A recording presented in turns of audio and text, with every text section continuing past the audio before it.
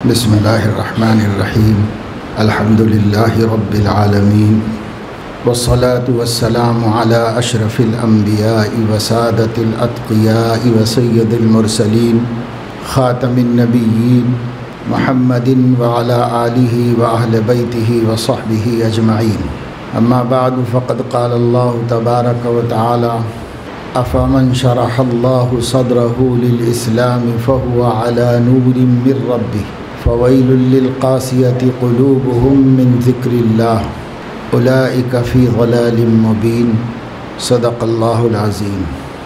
اللہ تبارک و تعالی شانہ نے اس دنیا میں، اس کائنات میں ہر قسم کی راحت اور ہر قسم کی نعمت رکھ کر اپنے بندوں کو وجود بخشا ہے، پیدا فرمایا ہے، اور دنیا میں زندگی مختصر دی ہے اور موت کو ہر پیدا ہونے والے پر مسلط فرما دیا ہے۔ جو بشر آتا ہے دنیا میں یہ کہتی ہے قضا، میں بھی پیچھے چلی آتی ہوں ذرا دھیان رہے۔ ہر پیدا ہونے والے کے پیچھے موت لگ کے آتی ہے، اس لیے اس دنیا میں آج تک کوئی بھی نہیں رہا۔ بڑے بڑے مالدار، بڑے بڑے دولت مند، بڑے بڑے مغرور اور متکبر بہت کچھ کہتے تھے، یہاں تک کہ ان کا غرور ان سے انا ربکم الاعلی بھی کہلاتا تھا، میں ہی تمہارا سب سے بڑا رب ہوں، لیکن موت نے اس کو بھی نہیں چھوڑا۔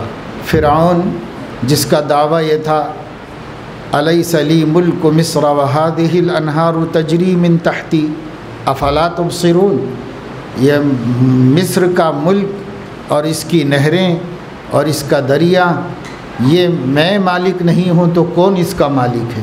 کیا تم لوگوں کو دکھائی نہیں دے رہا ہے؟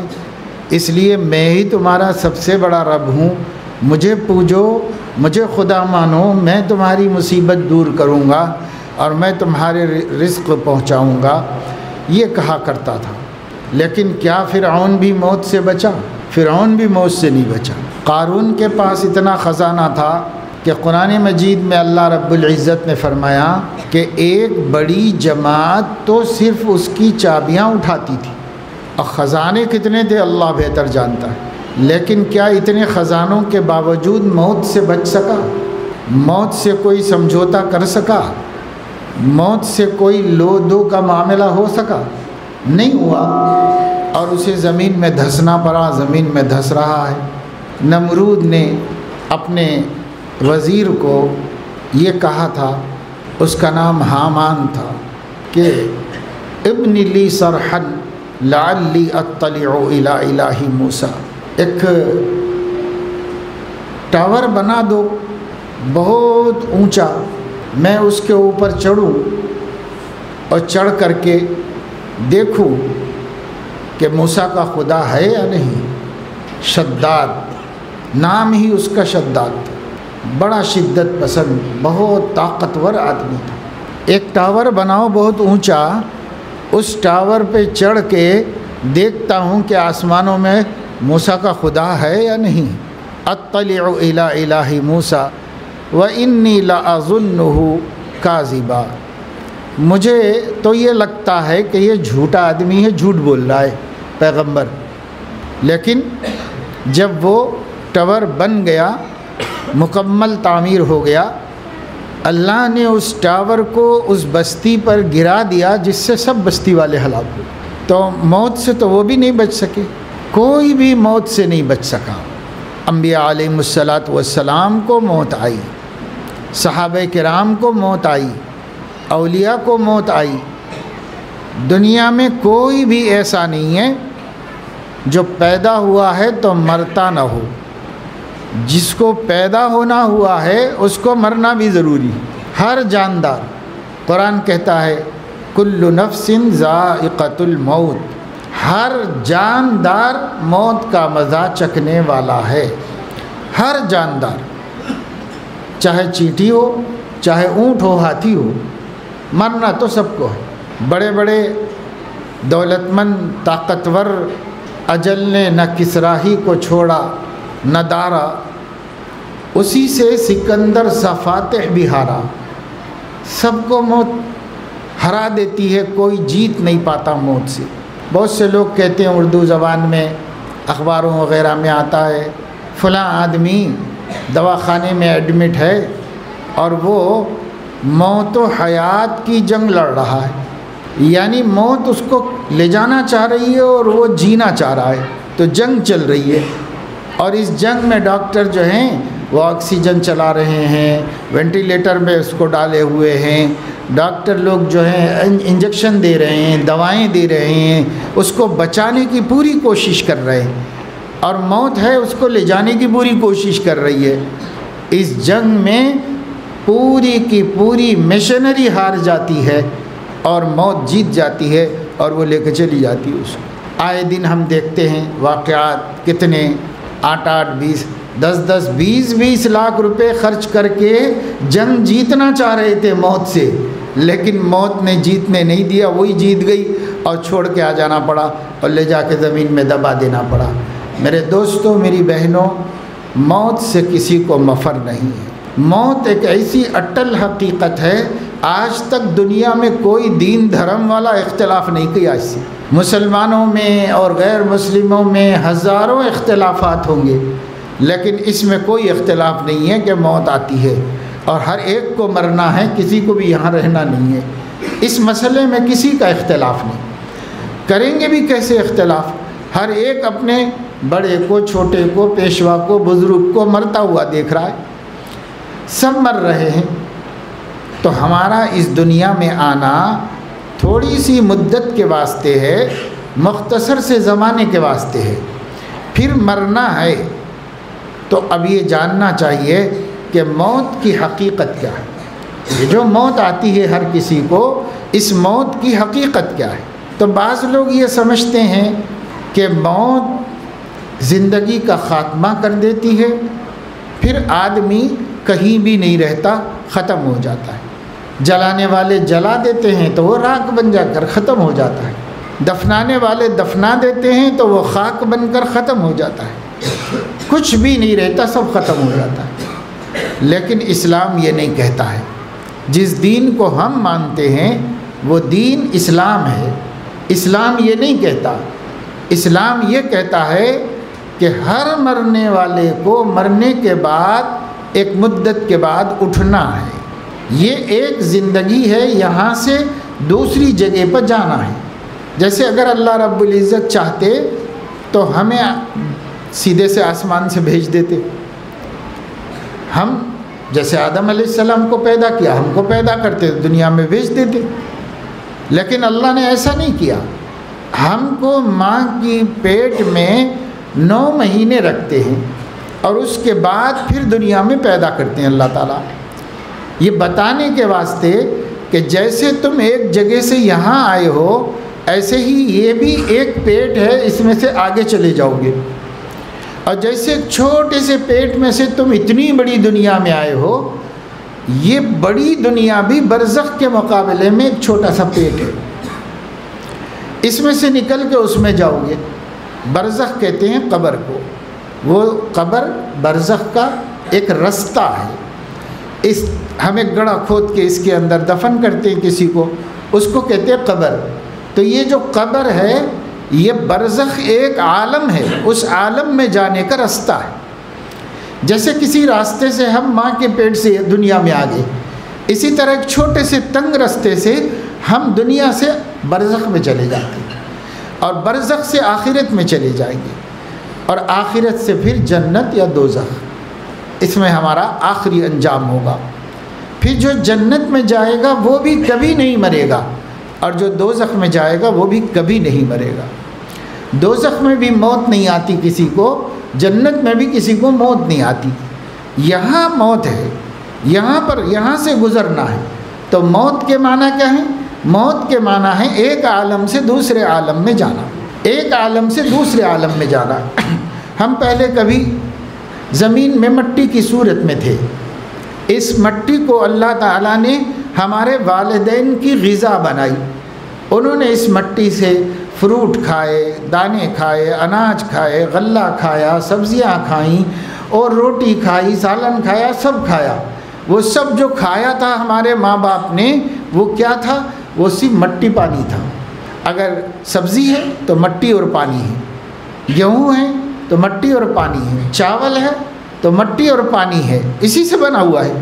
کوئی چیز نہیں ہے. کوئی بھی ریسرچ کر لو، کوئی بھی تحقیق کر لو، جتنی چیزیں ہم کھاتے ہیں یہ سب مٹی اور پانی کا مجموعہ ہے. اللہ اپنی قدرت سے اس کی کوئی شکل بنا دی، اس کی کوئی شکل بنا دی، اس کی کوئی شکل بنا دی، تاکہ یہ انسان ہے، اشرف المخلوقات ہے، گھاس نہ چرے بلکہ عمدہ عمدہ چیزیں کھائے. مگر جو عمدہ عمدہ شکلوں میں ہم کھاتے ہیں اور بہترین مزوں میں ہم کھاتے ہیں، اس کی حقیقت کیا ہے بھائی؟ تو اس کی حقیقت ہے مٹی اور پانی. تو کبھی ہم مٹی تھے اور مٹی میں سے منتقل ہو کر کے غلہ، اناج، فروٹ وغیرہ بنے، پھر اس میں سے منتقل ہو کر ماں باپ کا خون بنے، اور ماں باپ کا خون وہ منی کے قطرے بنا، اور وہ انسان کے پیدا ہونے کا سبب بنا. پھر اس میں سے منتقل ہوئے ماں کے پیٹ میں چلے گئے، ماں کے پیٹ میں سے منتقل ہو کے اس عالم میں آ گئے، اس عالم میں سے منتقل ہو کر قبر میں جائیں گے، قبر سے منتقل ہو کر حشر میں جائیں گے، اور حشر سے منتقل ہو کر یا جنت یا جہنم.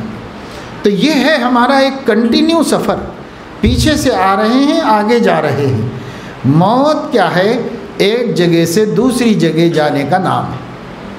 عربی زبان میں انتقال کہتے ہیں. اردو میں بولتے نا ہم لوگ فلاں صاحب کا انتقال ہو گیا. انتقال اگر آپ ڈکشنری میں دیکھیں اردو میں اس کے کیا معنی ہیں؟ انتقال کے معنی ہیں ایک جگہ سے دوسری جگہ منتقل کرنا، یہاں سے وہاں پہنچا دینا. اس منتقل کرنے کو عربی میں انتقال کہتے ہیں. تو انتقال ہو گیا ہمارا. اور بھی عربی میں کئی نام ہیں، ان سب کے معنی صرف یہاں سے وہاں جانا ہے، فنا ہونا نہیں ہے. ہم کبھی فنا نہیں ہوں گے. ہم ایک دفعے پیدا کر دیے گئے ہیں، پھر ہمیں کبھی فنا نہیں ہے، بس شفٹ ہوتے رہنا ہے، یہاں سے وہاں، وہاں سے وہاں، وہاں سے وہاں. تو کیسے شفٹ ہوں گے؟ تو جیسے ہم پیچھے سے یہاں آئے ہیں، میں نے آپ کو کئی مرحلے بتائے. پہلے ہماری حقیقت مٹی پانی تھی، اس کے بعد ہماری حقیقت غذا بن گئی، پھر ہماری حقیقت خون بن گئی، پھر ہماری حقیقت جو ہے منی کے قطرات بن گئے، پھر ہماری حقیقت ماں کے پیٹ میں جانے کے بعد 40 دن میں بدلتی رہی. ثم خلقنا النطفة علقة فخلقنا العلقة مضغة فخلقنا المضغة عظاما فكسونا العظام لحما ثم انشأناه خلقا آخر فتبارك الله احسن الخالقین. یہ مرحلے پورے کر کے اس دنیا میں آئے. اس دنیا میں کتنا؟ 60-70 برس. پھر اس کے بعد آگے بڑھو. آگے بڑھنے کے لیے اللہ تعالیٰ یہ کرتے ہیں، ہم جسم و جان کا مجموعہ ہیں، تو جان کو جسم سے الگ کر دیتے ہیں.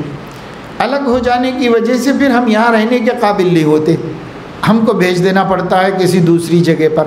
تو کہاں بھیجا جائے؟ جو ہماری حقیقت ہے وہاں پر ہمیں بھیج دیا جائے. پہنچی وہیں پہ خاک جہاں کا خمیر تھا، یعنی ہم اپنی قبر میں چلے جاتے ہیں.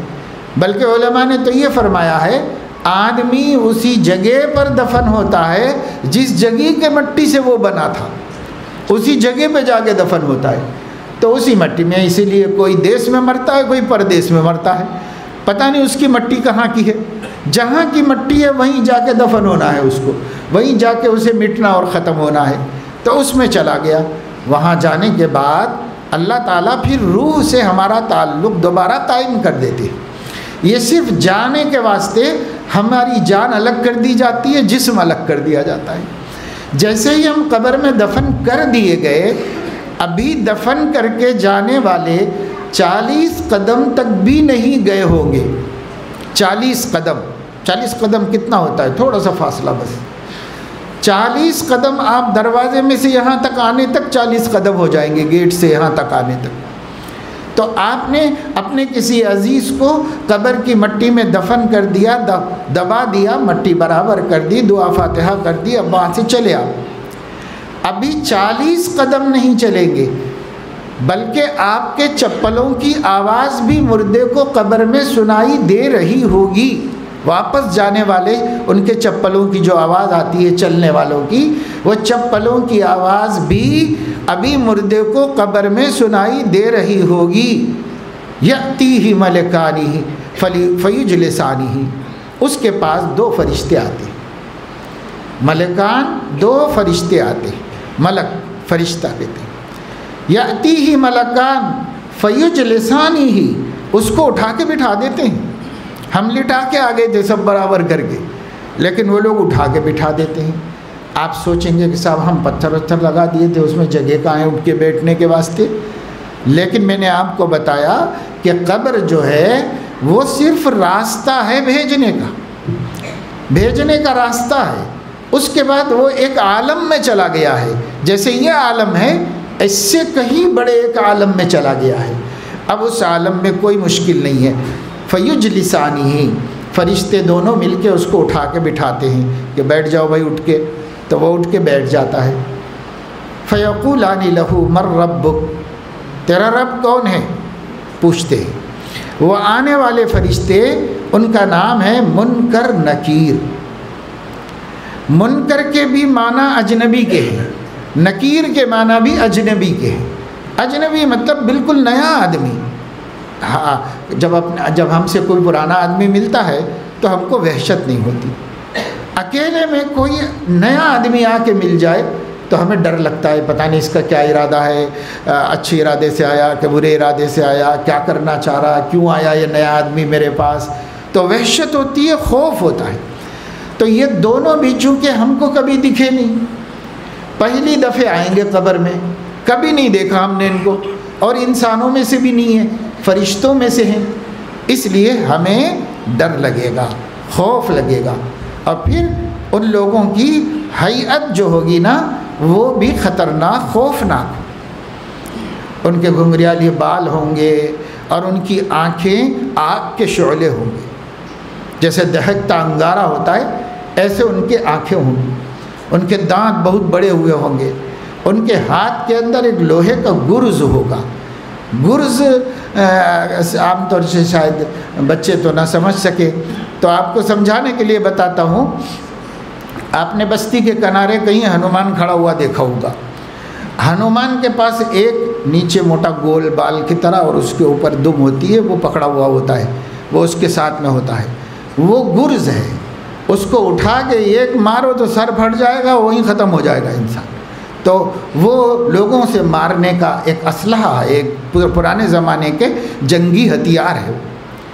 چونکہ ان کا عقیدہ ہے ہمارے غیر مسلم بھائیوں کا کہ ہنومان ہی سب کا تحفظ کرتا ہے، پاورفل ہے، طاقتور ہے، اور پوری بستی کو وہی بچا سکتا ہے، اس لیے وہ بستی کے کنارے پہ ایک ان کی گڑھی بنا دیتے ہیں، اور اس کے پاس وہ بھی ہوتا ہے، گرز بھی ہوتا ہے اس کے پاس، جو آیا اس کو مار کے بھگاتا ہے، بستی میں آنے نہیں دیتا وہ کسی کو، دشمنوں کو، تو اس کو کہتے ہیں گرز۔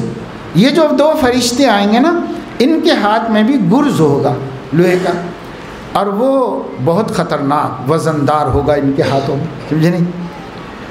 تو یہ لوگ لے کے جب ایسے حالت میں آئیں گے تو خالی صاف ستھرے بھی آتے تو اپنے کو ڈر لگتا تھا قبر میں، اکیلے میں کون آ گیا بھائی، یہ جاننا پہچان کون آ گیا، لیکن ایسی حالت میں آئیں گے تو اور ڈبل ٹبل گھبراہٹ شروع ہو جائے گی کہ بھئی یہ کیا کرے گا، ایک رکھے گا تو میں ختم ہی ہو جاؤں گا، اس لیے کہ ایک دفعہ تو مر کے نکلا ہے، اور وہ مرنا اتنی بڑی آزمائش ہے کہ کوئی تصور نہیں کر سکتا۔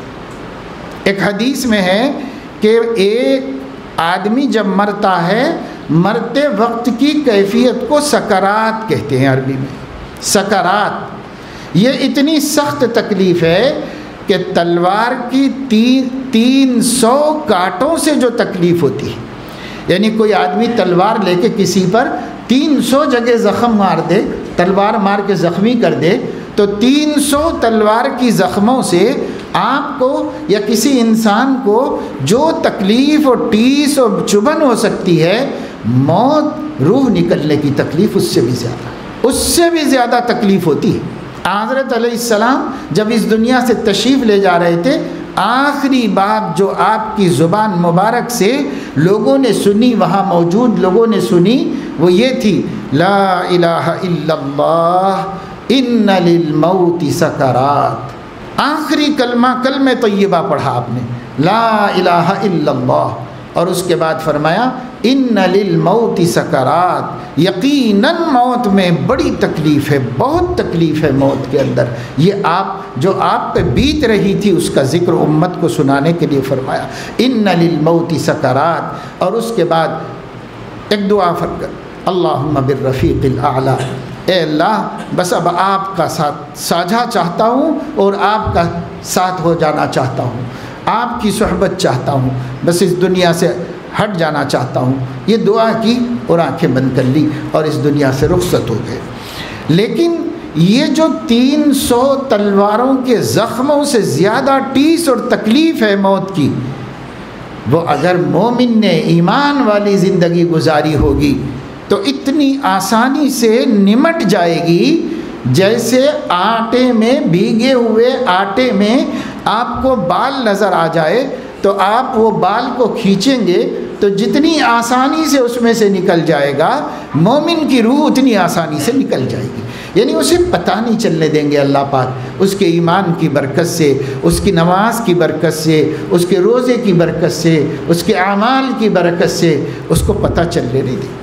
لیکن جو نافرمان بندہ ہے، گناہگارانہ زندگی گزارتا ہے، مرد ہو یا عورت، اللہ کی نافرمان، بے حجاب، بے پردہ، بے نمازی اور حلال و حرام کی تمیز نہیں کرنے والے اور ایک دوسرے پہ ظلم کرنے والے اور رشتے توڑنے والے اور تعلقات خراب کر لینے والے، آپس میں لڑنے والے، دوسروں کو تکلیف دینے والے، پڑوسی کو ستانے والے، یہ سارے بڑے بڑے گناہ ہیں۔ یہ سب گناہ کرنے والوں کی موت اتنی آسانی سے نہیں آئی، اتنی آسانی سے نہیں آئی۔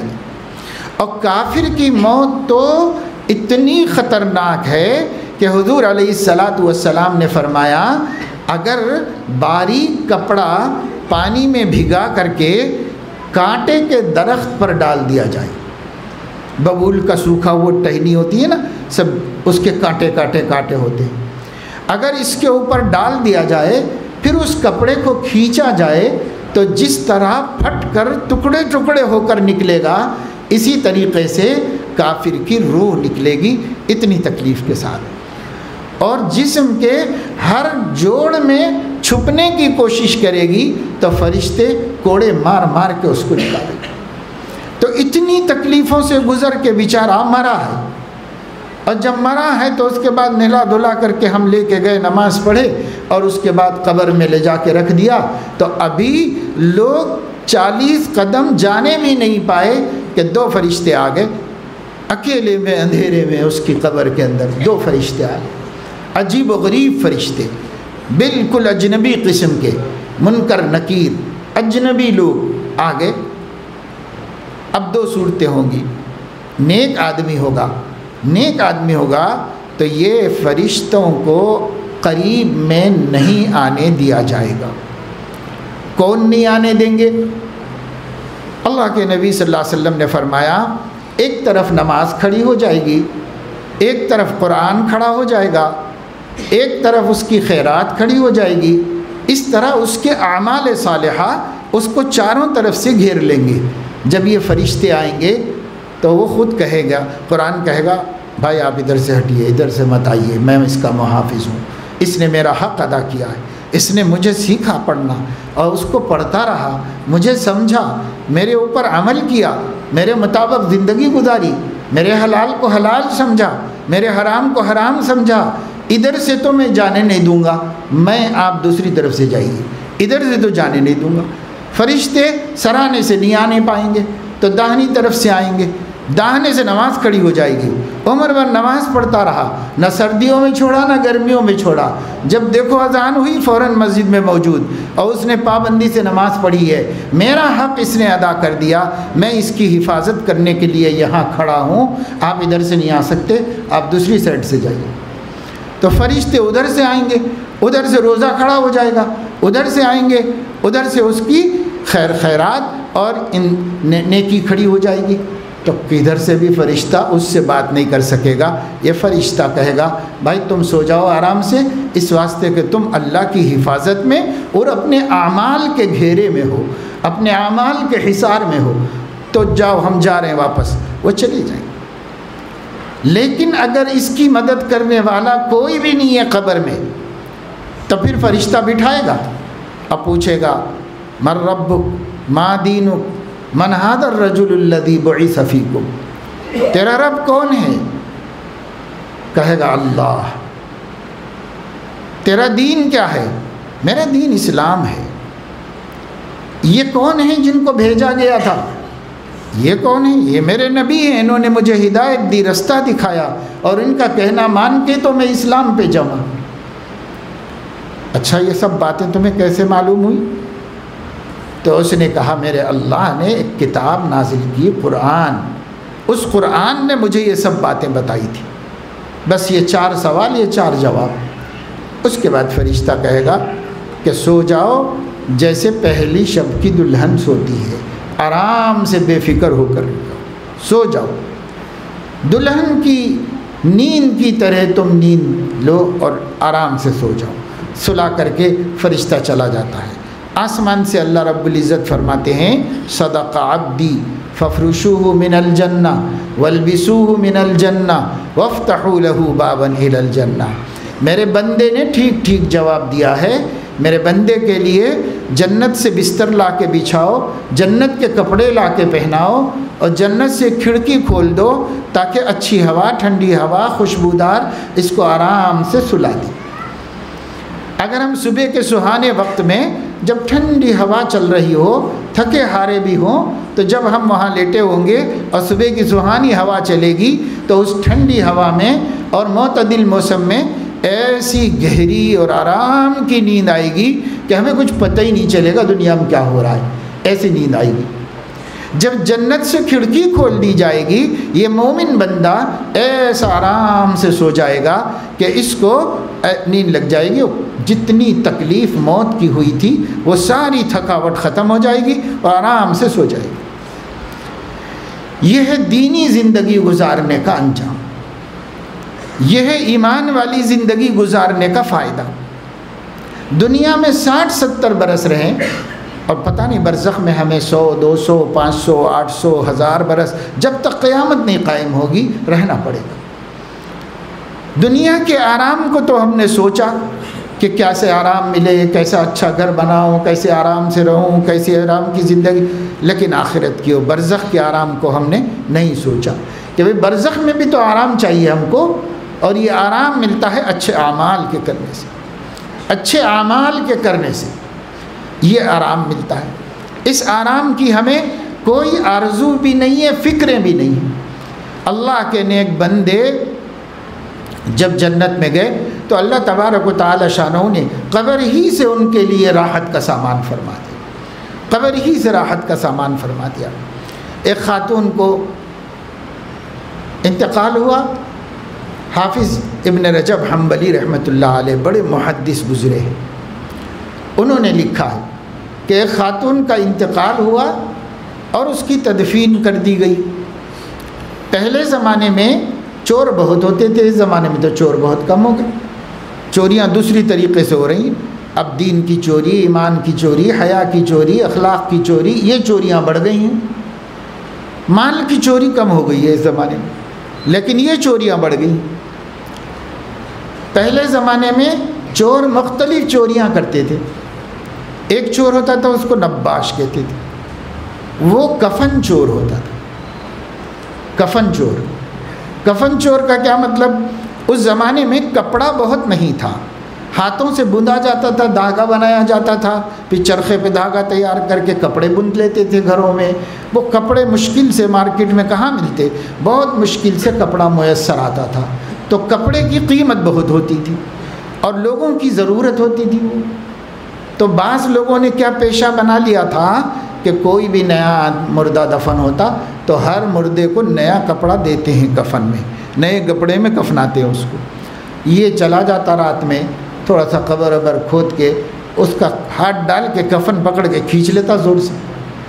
کفن جو پہناتے ہیں اسلامی طریقہ یہ ہے کہ اسے صرف قبر میں لٹانے تک باندھ کے لے جاتے ہیں، وہاں لے جانے کے بعد اس کی سب ڈوریاں اور یہاں سب ڈھیلی کر دیتے ہیں اس کے اندر۔ اب اگر کوئی آدمی نیچے سے پکڑ کے کھینچے یا اوپر سے پکڑ کے کھینچے تو پورے 3 کپڑے باہر آ جاتے ہیں سیدھے سے، تو کپڑے نکال لیتے تھے۔ مرد کو 3 کپڑوں میں دفن کیا جاتا ہے، کفنایا جاتا ہے، عورت کو 5 کپڑوں میں کفنایا جاتا ہے، زیادہ حیا کی وجہ سے، زیادہ ستر کی وجہ سے۔ تو اب یہ کیا کرتا؟ چور جا کے کفن کھینچ لیتا تھا اور اسے دھلا کے بازار میں بیچ لیتا تھا، تو پیسے بن جاتے تھے اس کے۔ تو چور اپنے فائدے کے لیے کچھ بھی کر سکتا، اس کو دوسرے کی تکلیف کا کیا احساس ہے؟ اس کو دوسرے کی تکلیف کا کوئی احساس نہیں ہوتا۔ لہٰذا چور جتنے بھی کفن چور ہوتے تھے یہ جنازوں میں ضرور شریک ہوتے تھے۔ کیوں؟ اس واسطے نہیں کہ نماز جنازہ پڑھیں، بلکہ اس واسطے کہ دیکھیں گے اس کو کہاں دفنایا گیا، اس کی قبر وبر دیکھ لے کے آتے تھے۔ آدھی رات کو جانا ہے، جا کے کفن کھینچ کے نکال لینا ہے۔ مردہ بیچارہ کیا چیخو پکار بھی نہیں کر سکتا، کسی سے مدد بھی نہیں مانگ سکتا، لہذا کھینچ لینے میں کیا ہے۔ تو یہ آ گیا ایک کفن چور، یہ خاتون کے ساتھ نماز میں شریک تھا۔ سب امام صاحب نے نماز پڑھائی، اس نے بھی نماز پڑھ لی، مسلمان تو تھا ہی۔ اور پھر تدفین تک رہا، پھر ادھر ادھر دیکھ لیا کہ یہ خبر کہاں پر ہے، ادھر آزو بازو سب پتہ دیکھ لیا اچھی طرح۔ اس کے بعد سب کے ساتھ واپس آ گیا۔ رات ہوئی تو آدھی رات کو چپکے سے اٹھ کے اکیلا گیا۔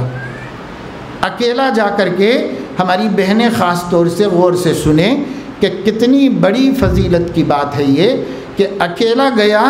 نڈر تو ہوتے ہیں، ڈر ختم ہو جاتا ہے لوگوں کو، چوری کرتے کرتے، بدکاری کرتے کرتے ایسے کیسز بھی آئے ہیں عدالتوں میں کہ قبر کھود کے مردہ عورت سے زنا کیا، ایسے کیسز بھی عدالتوں میں آئے ہیں۔ الامان الحفیظ آدمی بے حیا ہو جاتا ہے تو کوئی حد باقی نہیں رہتی، جانور بھی شرماتے ہیں اس سے، اتنا بدترین ہو جاتا ہے انسان۔ تو اس کو کیا ڈر تھا؟ اس کو تو خالی کفن کھینچ لینا تھا۔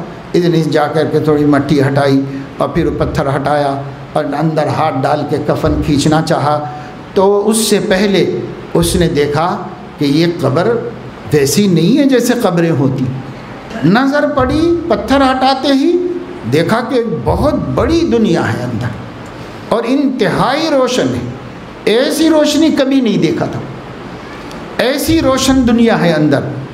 اور ایک بڑھیا جو ہے وہ اچھے خوبصورت کپڑے پہن کر کے، پلو اوڑھ کر کے، سامنے کلام مجید رکھ کر کے قرآن مجید کی تلاوت کر رہی ہے، وہ عورت جس کو دفن کیا گیا تھا۔ بڑی دنیا ہے، نہایت روشن دنیا ہے اندر، اور اس دنیا میں وہ بیٹھ کر کے سامنے قرآن رکھ کے قرآن پڑھ رہی ہے، پلو اوڑھ کے، جیسے ادب سے عورتیں دنیا میں رہتی ہیں، با ادب عورتیں۔ اب اس شخص کو جیسے اندر کا منظر نظر آیا تو ہو سکتا ہے اس خاتون کو وہ دنیا کی بدبو اور دنیا کی برا منظر اس کو سمجھ میں آ رہا ہوگا اندر، کیونکہ وہ تو جنت کی خوشبوؤں میں ہے، جنت کے ماحول میں ہے۔ تو اس نے پلٹ کے دیکھا اور دیکھ کر اس عورت نے کہا کہ کیا بد نصیب آدمی ہے تو، اللہ نے تیری مغفرت کر دی اور تو مجبوروں کو، مردوں کو تکلیف پہنچا رہا ہے، ان کو اذیت دے رہا ہے۔ تو ایک دم پیچھے ہٹا اور اس نے بہت تعجب سے پوچھا، میں کفن چور، مردوں پہ ظلم کرنے والا، میری اللہ نے بخشش کر دی؟ تو اس عورت نے کہا جتنے لوگ میرے جنازے میں شریک تھے اللہ نے سب کی بخشش کر دی، سب کی بخشش، تو بھی تھا نا، پھر کیوں یہ حرکتیں کر رہا ہے اللہ کے بخشنے کے بعد؟ جلدی سے جلدی بند کیا اور مٹی وغیرہ سب برابر کر دی، مسجد میں آ کے روتے بیٹھا، توبہ کر رہا، استغفار کر رہا، رات تمام روتا رہا۔ صبح امام صاحب آئے تو ان کے ہاتھ پر توبہ کی اور اللہ رب العزت کے سامنے وعدہ کیا کہ آج کے بعد میں کسی پہ ظلم نہیں کروں گا، آج کے بعد میں اللہ کے کسی بندے کو تکلیف نہیں دوں گا، سچی پکی توبہ کر کے نیک صالح آدمی بن گیا۔ آپ ذرا غور کریں، وہ ایک عالم ہے، اس عالم کے اندر اگر کوئی آدمی نیک ہے تو اتنی عزت ہے اس کے واسطے۔ حضور علیہ السلام نے حضرت موسیٰ علیہ السلام کو دیکھا کہ وہ اپنی قبر کے اندر نماز پڑھ رہی۔ موسیٰ علیہ السلام کو ہمارے نبی نے دیکھا سفر معراج کے دوران میں، جب حضرت موسیٰ علیہ السلام کی قبر سے گزرے تو وہاں دیکھا۔ حضرت علیہ السلام نے فرمایا کہ اگر میں شام میں ہوتا، یعنی بیت المقدس کے پاس ہوتا، تو آپ لوگوں کو بتا دیتا کہ موسیٰ علیہ السلام کی قبر کہاں ہے، بتا دیتا۔ لیکن چونکہ میں اب وہاں نہیں ہوں، اس لیے میں دیکھا ہوں۔ وہاں سے جب میرا گزر ہوا تو وہ اپنی قبر میں، اپنی برزخ میں نماز پڑھ رہے تھے موسیٰ علیہ السلام۔ اللہ تعالیٰ یہ اعزاز عطا فرماتے ہیں۔ حضور علیہ السلام نے سفر حج میں فرمایا، صحیح بخاری میں روایت ہے کہ حضرت عیسیٰ علیہ السلام کو میں نے دیکھ رہا ہوں کہ وہ گندمی رنگ کے ہیں، تھوڑا چھوٹا قد ہے ان کا، اور ان کے بال زلفیں ہیں بہت سیاہ، اور ان کی سیاہ داڑھی ہے، اور وہ اوپر سے ڈھلان کی طرف آ رہے ہیں، طواف کرنے کے لیے، حج میں شریک ہونے کے لیے آ رہے ہیں۔ حضرت علیہ السلام جب حج کو گئے تو حضرت عیسیٰ کا حج میں شریک ہونا آپ نے دیکھا۔ اسی طریقے سے حضور علیہ السلام نے حضرت ابراہیم خلیل اللہ کو حج میں آتا ہوا دیکھا۔ حضور صلی اللہ علیہ وسلم نے، یہ صحیح حدیثیں ہیں، کیوں؟ الانبیاء احیاء فی قبورہم، انبیاء علیہ السلام اپنی قبروں میں زندہ ہیں۔ یہ بھی صحیح بخاری کی روایت ہے، انبیاء علیہ السلام اپنی قبروں میں زندہ ہیں۔ اللہ نیک بندوں کو زندگی عطا فرماتا ہے۔ ابھی کچھ دن پہلے میں تمل ناڈو گیا تھا، وہاں ایک پروگرام تھا، گزشتہ مہینے میں 17 تاریخ کو ایک پروگرام وہاں پر تھا۔ اس پروگرام میں گیا تھا، نوجوانوں کو، نوجوان بچوں کو، نوجوان بچیوں کو، پورے قصبے کے جوڑا گیا تھا۔ بہت بڑی مسجد میں، اس مسجد سے کافی بڑی مسجد ہے، جوڑا گیا تھا۔ یہ عنوان پر بیان رکھا گیا تھا کہ اسمارٹ فون کا صحیح استعمال کرنا سیکھیں اور غلط استعمال سے بچیں۔ یہ عنوان تھا۔ بازو میں ایک اسکول تھا، اسکول کے تینوں فلور میں کالج کی بچیاں بھری ہوئی تھیں، اور مسجد میں سب کالج کے بچے بھرے ہوئے تھے، پوری مسجد کھچا کھچ بھری ہوئی تھی۔ وہاں ان لوگوں کو یہی بات بتائی گئی کہ دیکھو بھائی، اپنی آخرت برباد مت کرو، اپنی زندگی کا صحیح فائدہ اٹھاؤ، اپنی زندگی سے اللہ کو راضی کر لو۔ یہ مزے 4 دن کے ہیں، ان مزوں کے بعد کچھ بھی نہیں ہے ہمارے واسطے، اس لیے اللہ سے ڈرو۔ تو وہاں پر جس مسجد میں ہم نے یہ بیان رکھا گیا تھا، وہ مسجد بہت پہلے میں گیا تھا تو بہت چھوٹی سی مسجد تھی، وہ اب بہت شاندار، بہت بڑی مسجد بنی ہوئی تھی۔ تو اس بڑی مسجد کے صحن میں ایک اللہ والے بزرگ بڑے عالم دین کی قبر بھی تھی، پہلے سے تھی، شروع سے پہلے دیکھی بھی تھی میں نے۔ حضرت مولانا عبد المجید صاحب پنگنوری رحمۃ اللہ علیہ۔ پنگنور تمل ناڈو سے ادھر آندھرا میں ہی ہے، آندھرا کے رہنے والے تھے، تمل ناڈو کے بالکل سرحد پر۔ تب پنگنور کے رہنے والے تھے، بڑے اللہ والے تھے۔ ان کا انتقال ہو کر 150 برس ہو گیا ہے۔ ان کے انتقال اسی مسجد میں قبر تھی۔ اس مسجد میں جب مسجد کی توسیع کے لیے کچھ علاقے کو کھولا گیا تو ان کی قبر بھی منہدم ہو گئی۔ کالم ڈالنا تھا ایک جگہ قریب میں، مگر وہ اس کی وجہ سے منہدم ہو گئی۔ جب قبر منہدم ہو گئی تو ان کی لاش قبر کے اندر کفن کے ساتھ اسی طریقے سے موجود تھی، تر و تازہ۔ یہ بہت پرانے زمانے کی بات نہیں بتا رہا ہوں، ابھی نئی مسجد بن کر کے مشکل سے 10-15 سال ہوئے ہیں۔ 150 سال پہلے کا ایک اللہ کا نیک بندہ اسی طریقے سے مل گیا، نکل گیا۔ سلطان محمود غزنوی بڑا نیک آدمی تھا، بادشاہ تھا، لیکن یہ بڑا نیک آدمی تھا۔ سلطان محمود غزنوی کی 1000 برس کے بعد زلزلے میں قبر کھل گئی تھی، تو ان کا تابوت بھی اسی طرح تھا، اور ان کا جسم اور ان کا کفن بھی اسی طرح تھا، اور سلطان کا ہاتھ سینے پر رکھا ہوا تھا۔ پھر سے قبر بنا کر پھر سے قبر میں ان کی تدفین کی گئی۔ نیک بندوں کی اللہ حفاظت کرتا ہے، نیک بندے اللہ تعالیٰ کی عزت پاتے ہیں مرنے کے بعد۔ ہم اپنے کو نیک نہیں بناتے، ہر قسم کے گناہوں میں مبتلا ہیں، تو پھر قبر میں کیڑے مکوڑے اور ہر قسم کی مصیبتیں قبر کے اندر ہوتی ہیں۔ تو یہ خاتون نے اس کو بتایا، پھر اس سے اس کو توبہ کی توفیق ملی۔ ایسے بے شمار واقعات امام جلال الدین سیوطی رحمۃ اللہ علیہ نے احوال الموتى والقبور کے اندر لکھے ہیں، اور حافظ ابن رجب حنبلی رحمۃ اللہ علیہ نے بھی ایسے بے شمار واقعات عہد صحابہ سے لے کر قدیم زمانے کے لے کر اب تک ہر قسم کے واقعات جمع کر دیے ہیں، جو بہت سی احادیث صحیحہ سے ہمارے سامنے آتی ہیں۔ اس لیے میرے دوستوں اور میری بہنوں، ایک دن مرنا ہے، یہ مرنے والی بات جس کو یاد ہے اس کی زندگی صاف ستھری اور کلیئر ہے، اور جو مرنے والی بات کو بھول گیا اس کی زندگی تباہ و تاراج ہو گئی ہے، برائیوں میں مبتلا ہو گئی ہے۔ یہ مرنا مت بھولو۔ نبی پاک صلی اللہ علیہ وسلم نے ارشاد فرمایا، اکثروا ذکر حازم اللذات الموت، اکثروا ذکر حازم اللذات الموت، لذتوں کو توڑ دینے والی چیز موت ہے، اس کو یاد رکھو، اسے مت بھولو، بار بار اس کا ذکر کرتے رہو، بار بار اس کا ذکر کرتے رہو۔ اگر ہم اس کا ذکر کرتے رہیں گے تو ہم اس کی تیاری کریں گے، اور اگر موت کو بھول جائیں گے تو ہم تیاری نہیں کریں گے۔ تیاری کرنا ہے میرے دوستو، الاستعداد للموت، موت کی تیاری کرنا ان 10 عبادتوں میں سے ہے جس کے بغیر ہماری زندگی کامیاب نہیں ہو سکتی۔ موت کی تیاری بھی ہماری ذمہ داری ہے کہ ہم موت کی تیاری کریں۔ زندگی کی تیاری سب لوگ کر رہے ہیں، شادی کی تیاری کر رہے ہیں، کاروبار کی تیاری کر رہے ہیں، فلاں چیز کی تیاری کر رہے ہیں، فلاں چیز کی تیاری کر رہے ہیں، لیکن موت کی تیاری کوئی نہیں کر رہا ہے۔ موت کی تیاری کرو۔ اگر ہمیں موت یاد رہے ہماری عورتیں بے پردہ نہیں ہوں گی، اگر ہمیں موت یاد رہے ہماری بچیاں ادھر ادھر بھاگ کے نہیں جائیں گی، اگر ہمیں موت یاد رہے ہمارے نوجوان آوارہ گردی نہیں کریں گے، اگر ہمیں موت یاد رہے تو ہمارے بزرگ لوگ رشتے نہیں توڑیں گے، اگر ہم کو موت یاد رہے تو کسی کی نماز نہیں چھوٹے گی، اگر ہمیں موت یاد رہے تو رمضان کا روزہ قضا نہیں ہوگا، اگر موت یاد رہے ہم سے کسی انسان کو تکلیف نہیں پہنچے گی۔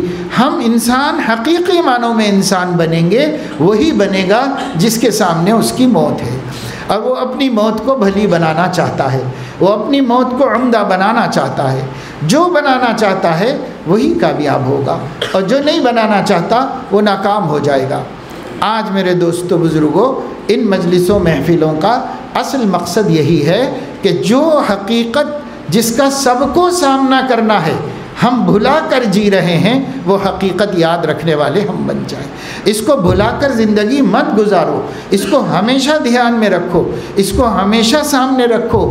ایک دن ہمیں موت آئے گی، موت اتنی خوفناک و خطرناک ہوتی ہے، پھر جب ہم موت سے گزر جائیں گے تو برزخ میں رہنا ہوگا، وہاں کے حالات ایسے ہوتے ہیں، پھر اس کے بعد ہم اس سے آگے بڑھیں گے، ایک دن قیامت قائم کر دیں گے۔ اللہ تعالیٰ قرآن میں ارشاد فرما رہے ہیں، وَأَنَّ السَّاعَةَ آتِيَةٌ لَا رَيْبَ فِيهَا وَأَنَّ اللَّهَ يَبْعَثُ مَن فِي الْقُبُورِ۔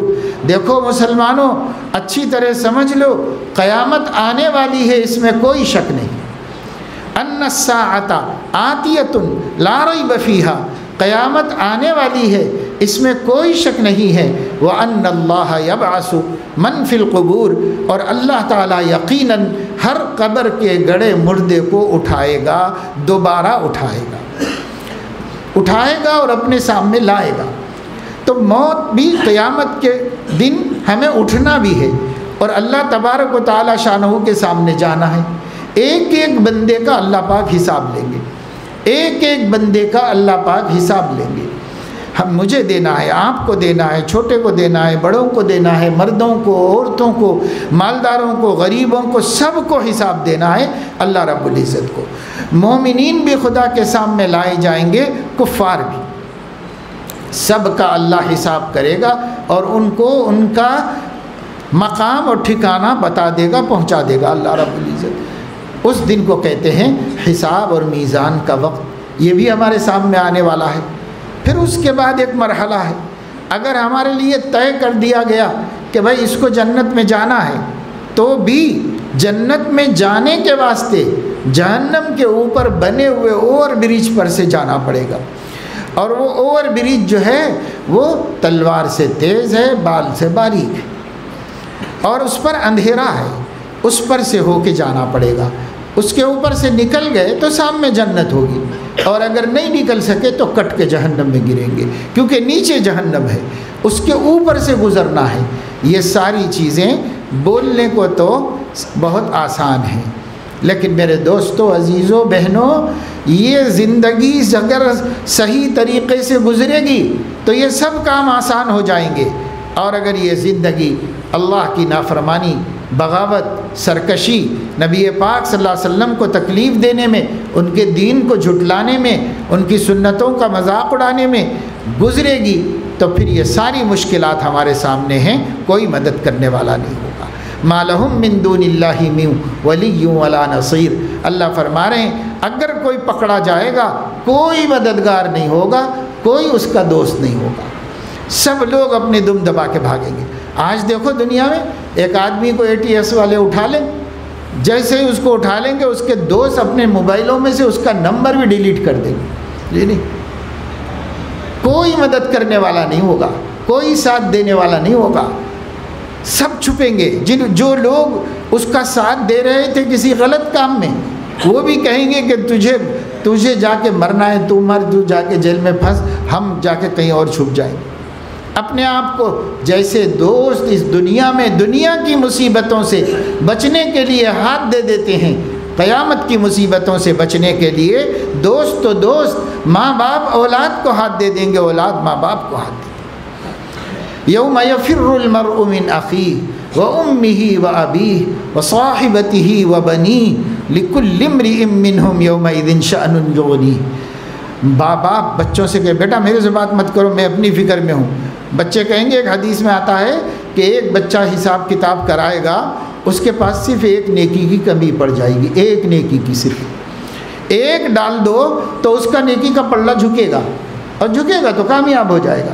تو ایک نیکی کی کمی ہے، اللہ فرمائیں گے اگر کہیں سے لا سکتا ہے تو لے آ بھائی، ٹائم دیتا ہوں تجھے، کہیں سے ایک لے کے آ سکتا ہے تو لا لے، تیرا پلڑا جھک جائے گا تو جنت میں چلا جا۔ تو وہ جا کے بابا سے بولے گا، بابا زندگی بھر اتنا میرے واسطے تکلیفاں اٹھائے، اتنی مصیبتیں جھیلے، آپ میرے کو چھوٹے سے بڑا کرے، احسان کرے، تعلیم دلائی، یہ کرے وہ کرے، بابا ایک نیکی چاہیے، آپ کی ایک نماز دے دو، ایک روزہ کچھ تو دے دو، میں تو چلے جاؤں جنت میں۔ تو باپ کہے گا کہ جا اپنا کام کر، مجھے میری پڑی ہے، تو کیا ایک نیکی مانگنے آیا ہے؟ میں اپنی نیکیاں کسی کو دینے والا نہیں ہوں، آج میرا ہی مسئلہ مجھے نہیں معلوم، تیرا مسئلہ میں کیا حل کروں گا؟ تو بھگا دے گا، نہیں دے گا باپ۔ کسی کو کسی سے دلچسپی نہیں ہوگی، بیوی کو شوہر سے نہیں، شوہر کو بیوی سے نہیں، ماں باپ کو اولاد سے نہیں، اولاد کو ماں باپ سے نہیں، دوست کو دوست سے نہیں۔ لِكُلِّ امْرِئٍ مِّنْهُمْ يَوْمَئِذٍ شَأْنٌ يُغْنِيهِ، ہر شخص کی اس دن ایسی شان ہوگی جو دوسرے سے بے نیاز کر کے رکھے۔ حد یہ ہے کہ انبیاء علیہم السلام کو دیکھا جائے گا۔ حضور علیہ السلام فرماتے ہیں کہ قیامت کے دن لوگ دیکھیں گے ابراہیم علیہ السلام اللہ کے عرش کے پائے کو دو ہاتھوں سے پکڑ کر یہ کہہ رہے ہوں گے، اللہم نفسی نفسی ولا غیری، اللہ بس میں اپنا مسئلہ لایا ہوں، دوسروں کا نہیں لے کے آیا ہوں، میرا مسئلہ حل کر دیجئے، مجھے اپنے غضب سے بچا دیجئے۔ یہ خلیل اللہ کا حال ہوگا جو ہمارے نبی نے بتایا ہے۔ ہم ہمارے نبی کی کسی خبر میں شک نہیں کر سکتے۔ اگر ہم اپنے نبی کی خبروں میں شک کریں تو اپنا ایمان بچا نہیں سکتے۔ یہ سب باتیں ہمارے آقا نے بتائی ہیں۔ یہ اور بات ہے کہ ہمیں علم نہیں ہے کہ ہمارے نبی نے ہمیں کیا کیا عقیدے دیے ہیں، کوئی عقیدے کا ہمیں صحیح سے علم بھی نہیں ہے کہ ہمیں کن حالات سے گزرنا پڑے گا، کیا کیا پیش آئے گا، ہمیں کچھ نہیں پتہ ہے۔ ایسی مجالس کے اندر شرکت سے ہمیں کچھ پتہ ہونے لگے گا کہ بھائی کیا کیا مسائل ہیں اسلام میں، کیا کیا باتیں ہیں دین کی، یہ سب ہم جانیں گے، کچھ ہماری زندگی میں سدھار آئے گا۔ نہیں تو بھائی یہ غفلت والی زندگی ہی گزرتی رہے۔ آج ہر شخص اپنے 24 گھنٹے پہ نظر ڈال کے دیکھ لے کہ اس کی زندگی میں نیکی کتنی ہے، گناہ کتنا ہے، ہر آدمی نظر ڈال کے دیکھ لے۔ آج ہمارا حال بہت خراب ہے، ہم نیکیوں کے پلڑے کو کمزور کر رہے ہیں اور گناہوں کے پلڑے کو طاقتور کر رہے ہیں۔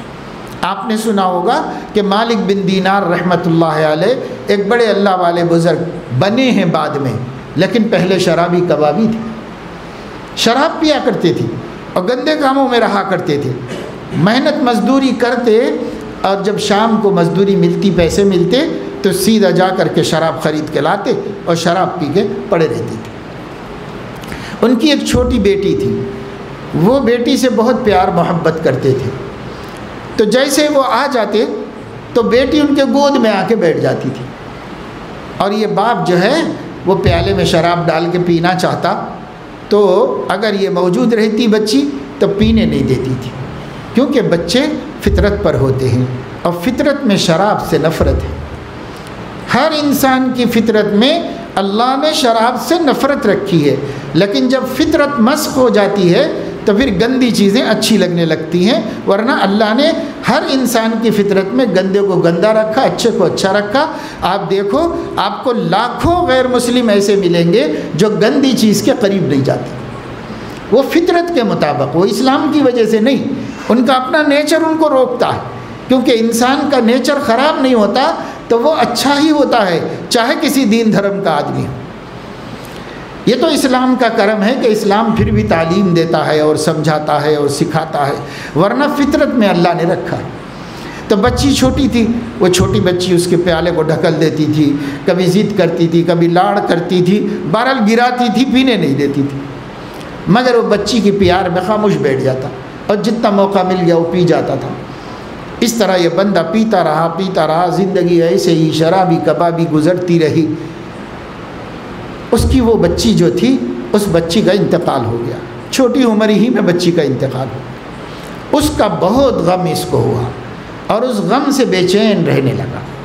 اسی بے چینی میں ایک دن سو گیا تو رات کو خواب میں دیکھا کہ وہ کسی بہت بڑے صحرا میں ہے، بہت بڑا علاقہ ہے، کھلی جگہ بہت بڑی ہے، وہاں پر ہے، اور وہ آہستہ آہستہ چل رہا ہے، کہیں جا رہا ہے۔ اس کو پیچھے سے بڑی بڑی سانس لینے کی آواز آئی، زور سے کوئی سانس لیتا ہے نا، اس کے سانس کی آواز آئی، تو اس نے پلٹ کے دیکھا تو ایک بہت بڑا خوفناک اژدہا تھا، وہ منہ کھول کے اس کے پیچھے دوڑ رہا تھا۔ ظاہر ہے کہ آدمی خواب میں ہو یا بیداری میں، اژدہے کو دیکھ کر تو چین سے نہیں بیٹھ سکتا، بھاگے گا، دوڑے گا، خوف کھائے گا۔ وہ بھی اتنا بڑا اژدہا منہ کھول کے نگل لینا چاہ رہا اس کو، تو وہ تیز دوڑنے لگا، جتنی طاقت تھی اتنی طاقت سے تیز تیز بھاگنا شروع کیا۔ وہ جتنا بھاگتا یہ اژدہا بھی اتنا تیز بھاگ کے آ رہا تھا، بس دونوں میں فاصلہ ہے، مگر وہ بھی آ رہا ہے، یہ بھی بھاگ رہا ہے، وہ بھی بھاگ رہا ہے، یہ بھی بھاگ رہا ہے۔ اب ایک انسان کتنا بھاگ سکتا ہے؟ کہیں تو جا کے تھک جائے گا، کہیں تو جا کے ہار کے رک جائے گا۔ اس کو کچھ بھی نہیں سمجھ میں آ رہا تھا، بھاگتا رہا۔ ایک پہاڑی دکھی تو پہاڑی پہ چڑھ گیا، اس پہاڑی پہ چڑھ گیا، سانپ بھی اس کے پیچھے چڑھ گیا، اور اس پہاڑی پہ ادھر اترنے کو سوچا تو ادھر خندق تھی، خندق میں آگ دہک رہی تھی، تو ادھر اتر نہیں سکتا تھا، پھر پلٹ کے دوسری طرف ہو گیا، یہ اژدہا بھی اس کے پیچھے ہو گیا۔ تھوڑا اور آگے بڑھا تو دیکھا کہ راستے کے کنارے پر ایک بڑے خوبصورت بزرگ کھڑے ہوئے، ضعیف آدمی ہے، سفید داڑھی ہے، خوبصورت نورانی آدمی ہے، سفید کپڑے پہن کے، کمزور سے تھے، وہاں کھڑے ہوئے تھے بوڑھے آدمی۔ تو کوئی تو ملا، انہوں نے کہا کہ بابا اللہ والے بندے، ذرا مجھے اس اژدہے سے بچا دینا، میں بہت پریشان ہوں، تھک گیا بھاگتے بھاگتے، یہ میرا پیچھا نہیں چھوڑ رہا ہے، ذرا بچا دو، اللہ کے واسطے میری مدد کرو۔ تو وہ بزرگ کہنے لگے کہ دیکھ رہے ہو بابا، اتنا کمزور ہوں میں، اور وہ اتنا مستنڈا ہے اژدہا، میں کیا اس کی مدد کر کے تم کو بچا سکتا ہوں؟ مجھے دیکھ رہے ہو کتنا کمزور بوڑھا ہوں، میں کچھ نہیں کر سکتا۔ تو اور آگے بڑھے۔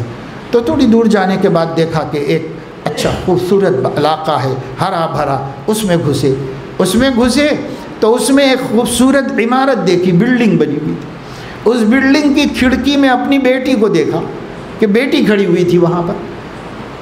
دیکھتے ہی بیٹی کو نام لے کے پکارا، بیٹی۔ اس نے پلٹ کے دیکھا، اس کے بائیں پیچھے اژدہا لگا ہوا ہے اس کا۔ تو ان کی بیٹی نے اس اژدہے کو ہاتھ سے اشارہ کر کے رکنے کے لیے کہا، تو اژدہا رک گیا وہاں پر۔ جب وہ رک گیا تو ان کے جان میں جان آئی، پناہ ملی، اور یہ بچی کی طرف بڑھے، کہنے لگے بیٹی یہاں تم کیا کر رہی ہو؟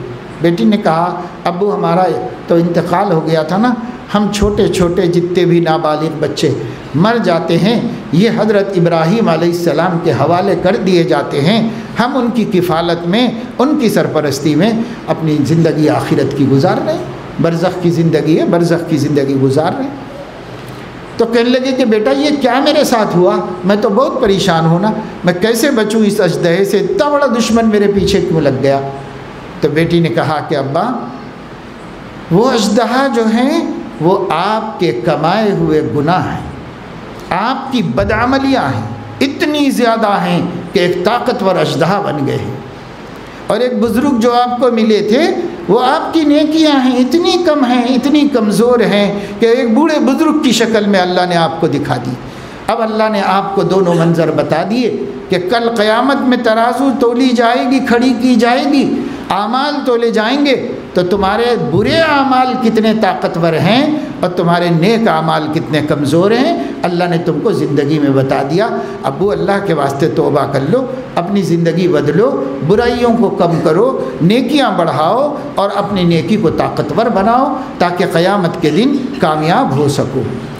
یہ گفتگو ہو رہی تھی، اس گفتگو کے اندر وہ نیند سے بیدار ہوئے تو کانپ رہے تھے ابھی تک اس اژدہے کی وجہ سے، پسینے چھوٹ رہے تھے، حیران ہو کے بیٹھے، اٹھ کے بیٹھ گئے اور ڈرتے رہے۔ پھر انہوں نے اسی وقت اللہ پاک سے توبہ کی، مسجد چلے گئے، امام صاحب کا انتظار کیا، صبح کی نماز کے بعد امام صاحب سے ملے اور کہا کہ حضرت میں نے ایسا خواب دیکھا ہے۔ انہوں نے کہا اللہ سے سچی توبہ کر لو، اللہ تم کو بچانا چاہ رہا ہے، اللہ تم کو ہدایت دینا چاہ رہا ہے، اللہ نے تم کو یہ منظر اس لیے بتا دیا ہے تاکہ تم ڈر جاؤ، اللہ سے خوف کرو۔ تو انہوں نے کہا کہ مجھے توبہ کرا دیجئے، نیکی کا رستہ سکھا دیجئے۔ توبہ کر لی شراب کباب سے، نیکی کا رستہ سیکھ لیا، ماشاءاللہ سے متقی پرہیزگار بنے۔ اور آپ تاریخ سے پوچھئے، تاریخ بتاتی ہے مسلمانوں کی ہسٹری، بڑے بڑے علماء نے اپنے کتابوں میں لکھا ہے اب مالک بن دینار شرابی کبابی اور کمپاؤنڈ اور شراب خانے کے آدمی نہیں تھے، اب مالک بن دینار اللہ کے بھٹکے ہوئے بندوں کو ہدایت کا رستہ دکھانے والے ہیں۔ اولیاء اللہ کے سرخیل تھے، اپنے زمانے کے لوگ ان کے ہاتھ پہ توبہ کرتے تھے، یہ مقام حاصل ہوا۔ کون نہیں بن سکتا ہے، کب نہیں بن سکتا ہے بھائی، کتنا برا ہو، کتنا گیا گزرا۔ ایک آدمی گاتا تھا گانے اور گانے باجے کے کاموں میں رہتا تھا، آواز بہت اچھی تھی، تو لوگ پارٹیوں میں بلاتے تھے، وہ پیسہ دیتے تھے، وہی ذریعہ معاش تھا، اسی سے کماتا تھا۔ آج بھی ہیں ایسے لوگ، اور اسی زندگی گزارتا تھا۔ جب وہ بوڑھا ہو گیا تو ذرا آواز میں تھر تھراہٹ آ گئی، اب وہ پہلے کی طرح نہیں گا سکتا تھا، تو اس کی مقبولیت ختم ہو گئی، لوگوں نے اس کو بلانا چھوڑ دیا، اب اس کے پاس کوئی ذریعہ نہیں تھا۔ ایک دن ایسا بھی آیا جو کچھ تھا بیچ کے کھا لیا، اب وہ کو بیچنے کو بھی کچھ نہیں رہا اس کے پاس۔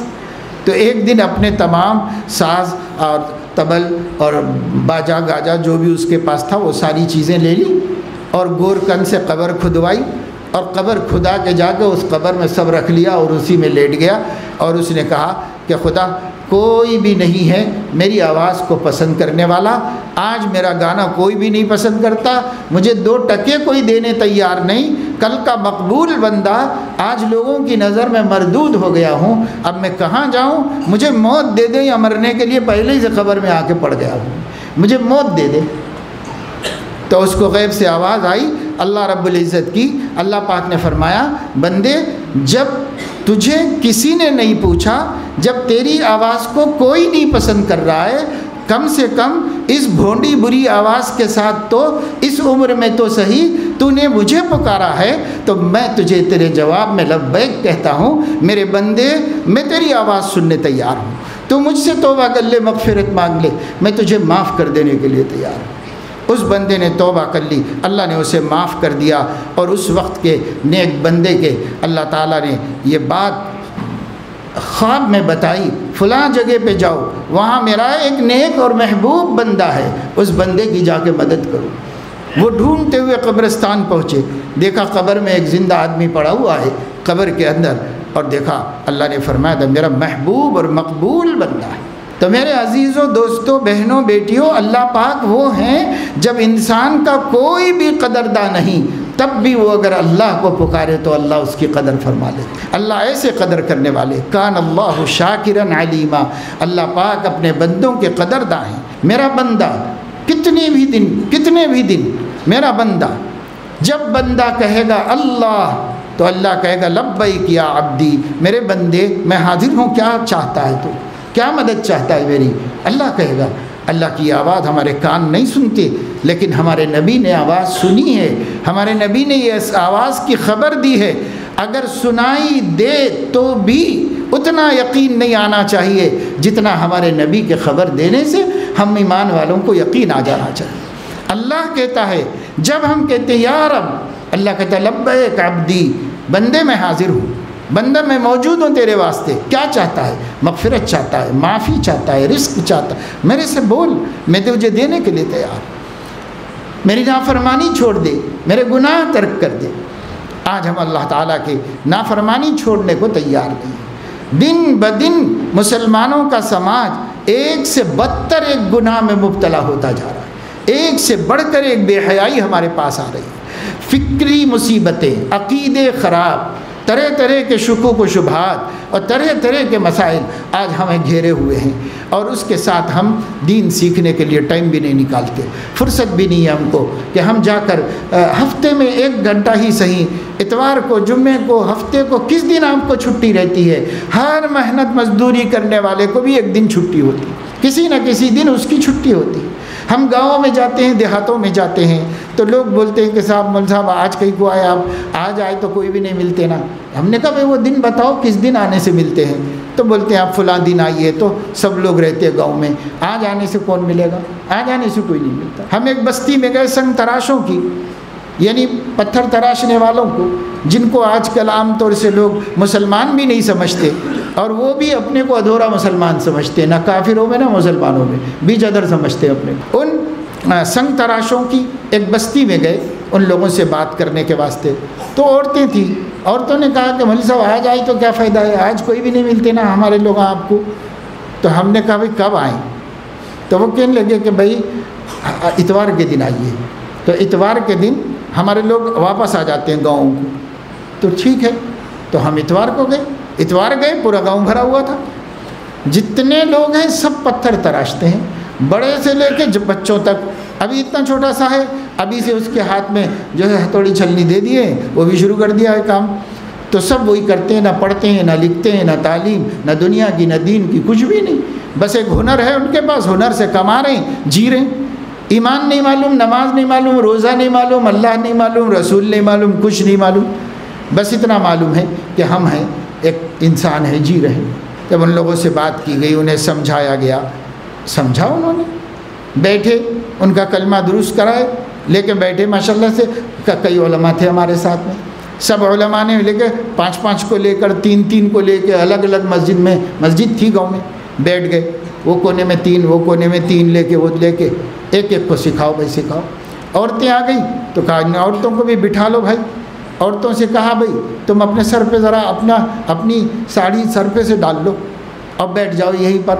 ان کو ہم پڑھا رہے ہیں، تم بھی پیچھے پڑھتی رہو، تم بھی اپنا کلمہ درست کرتی رہو، ان کا کلمہ درست ہو رہا ہے۔ ہمیں کیا کرنا ہے؟